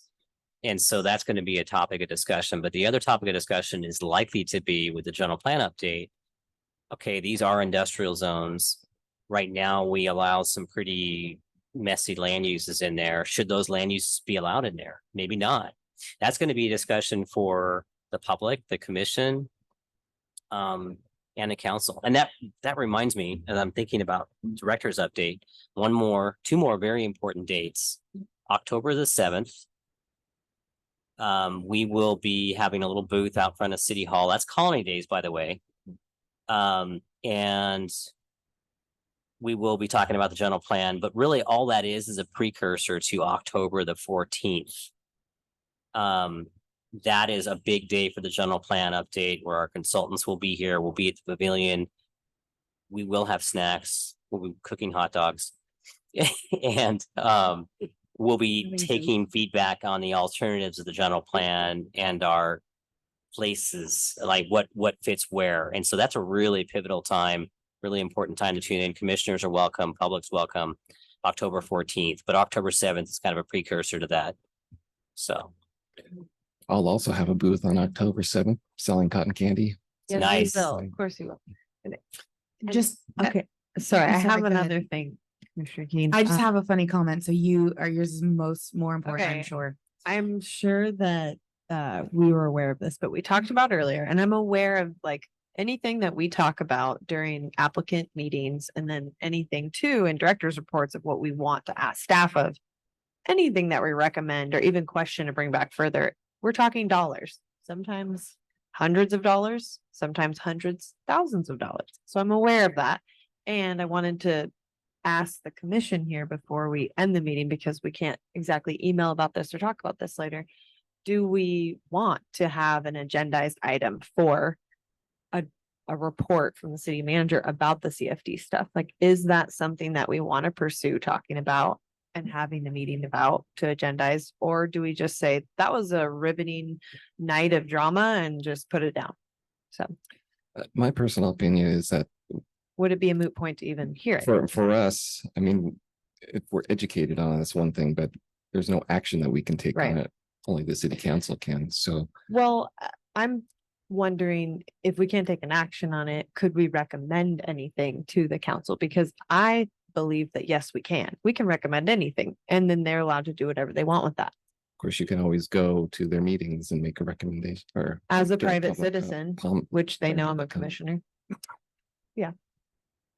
But I have been told by other former councils that, yeah, that's how things can potentially get done is a commission researches it more and as a body does recommendations with trainings or with more agendized items to look at the meat of a topic and not just things that get put our way of a cupola here, a variance here and there. So I'm always for more education. I think the more we learn, the better we are at our jobs. Maybe that's a conversation we could. I see both ways. Like, no, we can't take action on it. Yes, we could make a recommendation on it. We don't know if the city council would listen to us. I don't know if the city manager would think it's worth his time. Because I don't know him. Do you have any comments, Bill? I think really, I mean, I think right now, the only thing I can say is the commission should decide whether it's a topic you'd like to have more information on, discuss. Then I can go to my city manager and I can say, hey, here's what the commission is asking for, how best to proceed with that. And he might say, hey, bring them in one by one and educate them, or hey, give them this packet on it, or hey, let's actually have it as an action item and bring the finance director in and myself in, and let's all talk about it. And then, you know, if you wanted to, you could make a formal recommendation to the city council based on what you've learned from that for things like examples like could be, hey, we don't believe the timing should start at construction. We believe it should start at occupancy, things like that. And so that is open territory, but I think it needs to have some education path first. And how I get that to you, whether that's in a public setting or privately, how best to do that is something that I can look into. But first step is, do you want that? And do you all agree that that's something we should bring back to you? And then we can do that. And is it that we just want information on the CFD, or do we want a more of a financial education? well, I think the in crux of it general. for me when I was listening to the back and forth of everything is it was enlightening that can residential support emergency services and the whole debate of requiring more commercial and this and that. And so it's a contentious topic and it Yeah. involves lots of taxes and lots of funding and financing and yada yada. And so I appreciate the empowerment, chair, about going and taking matters in my own hands and speaking for 3 minutes to a council, but I don't think that would be, it would fall on deaf ears for how I'm currently looking at the matter and coming onto the stand to talk for 3 minutes. So yeah, it's just a matter of if it would actually be worth our whole commission's time to do something about that and be educated, or just say, okay, it's the council's problem. The other fact is too, that, I mean, those of you that are appointed by specific council members, I mean, you can speak with your council member and they should be able to very readily educate you on all of the matters associated with the CFD, both politically and mechanics wise. Mm. And that's one way to do it as well. I would suggest that if we go down this path that, and I'm just gonna speak frankly about it. Staff, planning staff won't be much of a problem, but these issues are very contentious and they're also very weighted depending on who you speak with. You speak with fire and police, they'll tell you it's absolutely necessary. Give us more, give us more. So whatever we get, we have to take it with not a grain of salt, but we need to Context. evaluate it on our own as to what the meanings of the information that's given to us.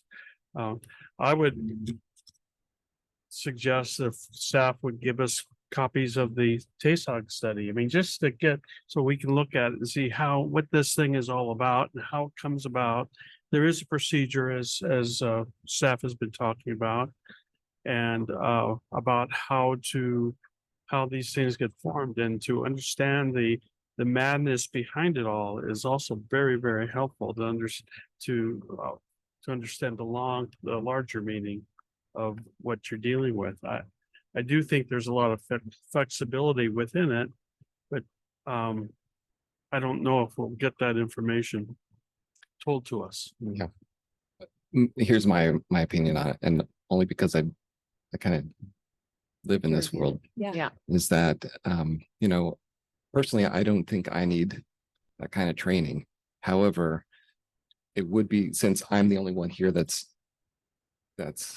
not appointed by a city council member, that it'd probably be best if you do what Phil said and then Yeah. approach your city council Yeah. person, get their ear. Maybe they'll be the ones to, I mean, if you can get their ear, maybe they'll be the ones to help push something forward too. I don't know that we need a full-on training for everybody. Yeah, I hear that. Yeah, it sounded like though that was the first step before the next thing. And so, yeah, it sounds like it's a lot of staff time. And it's not necessary. So I just had to bring it up because it was a lot of time actually tonight to just hear it. And it's like, we're all squirming and it's like, well, what do we do? Nothing. Okay. We had talked about conferences and those are good avenues to learn things. Would the staff attend CEQA conferences? And Yes, would they send planning commissioners to CEQA Yes. conferences? yes, I mean, absolutely. my first one that I attended in 1988, there was 125 people who worked for jurisdictions, and then there was me. And what I found was really interesting is that the whole discussion was bent towards the jurisdictions. But I learned a lot from what the attorneys were telling the jurisdictions, and that was that SEQ was a very flexible document that could be used in many ways. And I have always used it for my clients as the best possible. I learned it when I was one out of 126. And so conferences like that, I found very, very helpful for understanding things. And if other conferences are the same, then I would suggest that might be a way of us kind of learning on our own and then coming back. Phil, maybe we can ask you to give us a list of some of these conferences that we could attend for additional training that the city would pay for, and give us the opportunity to choose to go to one of these. Yes. I think I might have Absolutely. broken the dam. Super. Okay. Tori, I know you just had some quip to. I did. I was just wanted to make sure that we don't have like a limit on them as like how many times can our issues be pulled to city council, and the word just went out of my head. And somebody appeals. How many appeals are we limited to per year? Because we're already Before at we're 2. fired. Yeah, before we're fired, before they're like, just get rid of them all. Like, cause we're at 2 this year, 3, 4, 3. What was the other one? Well, it's the Well, Beaver was it- Brigade. Oh, that's not, Like the So- city council isn't gonna be Yeah, like, I no, cannot no, believe no. we're having all these appeals, The- just get rid of the- them. The mini storage one was your last year. individual right. council members would. be It's talking to 3 you, for so- me of my time Yeah, on here. No, I think, and But we're safe. They can't be like, they don't know what they're doing. Get them out of there. I don't think Phil's appreciating my joke at all. I think he's no, too it's a tired. very serious question. I'm sorry. There's no limit. I Okay, mean, good. Here's the deal is things get appealed because the community has a right to appeal and they may object to those decisions. Yeah, but 2 I out of don't- the last 3 appeals were city council members appealing, This- being the, like the RV one is not a city council. No, I issue. know, but the mini storage. That was the mini storage was a very unique situation. And storage lots, whether they're RV storage or mini storage, are very controversial Yeah. land uses. They just are. And then this last, but it just seems like 2 very recently. So it was just Uh, kind of funny to me. I was like, I hope we don't have like a limit on our appeals before they just throw us out of the building. I didn't mean for it to No. be serious. No, you don't, you don't. Okay, But good. We're here's safe. here's the situation is, yeah, your individual council members will have a chat. Oh, so if they will there's- slap our hands. If there's an issue, Got that's it. likely how these things work. Yeah, they'll be like, well, yeah, we're gonna, I'm sending you to Fresno for a conference. yes. So you can learn what you're doing. My God. But I mean, they appoint you for a reason and, to uphold the city's general plan and our zoning code and to take fair deliberation from the community and take these comments and address these things. And, you're doing a fine job of doing all these things. Some of these things are difficult decisions and they're gonna get appealed. Some of these things have a lot of background information that we may not be able to give all of it to you in a staff report or a staff presentation, or even a one-on-one meeting with you. And for whatever reason, there's sentiment that, something needs to happen and be brought to a higher body, and it's fine. Yeah. It's totally fine. No, I feel good in every decision that we've made here, and I actually have a lot of fun with you guys here at these meetings. And I think we're a really good, diverse, communicative group. And if the city council wants to appeal everything we do, I don't care. We're That's why not they supposed pay to me, have that's fun. why they pay me the big bucks, right? Yeah. They want to appeal and have longer meetings. Like, who am I to say no? Okay, so our Snacks now, I'm good. our next meeting is scheduled for October 3rd. And so we will be adjourned until October 3rd. Thank you.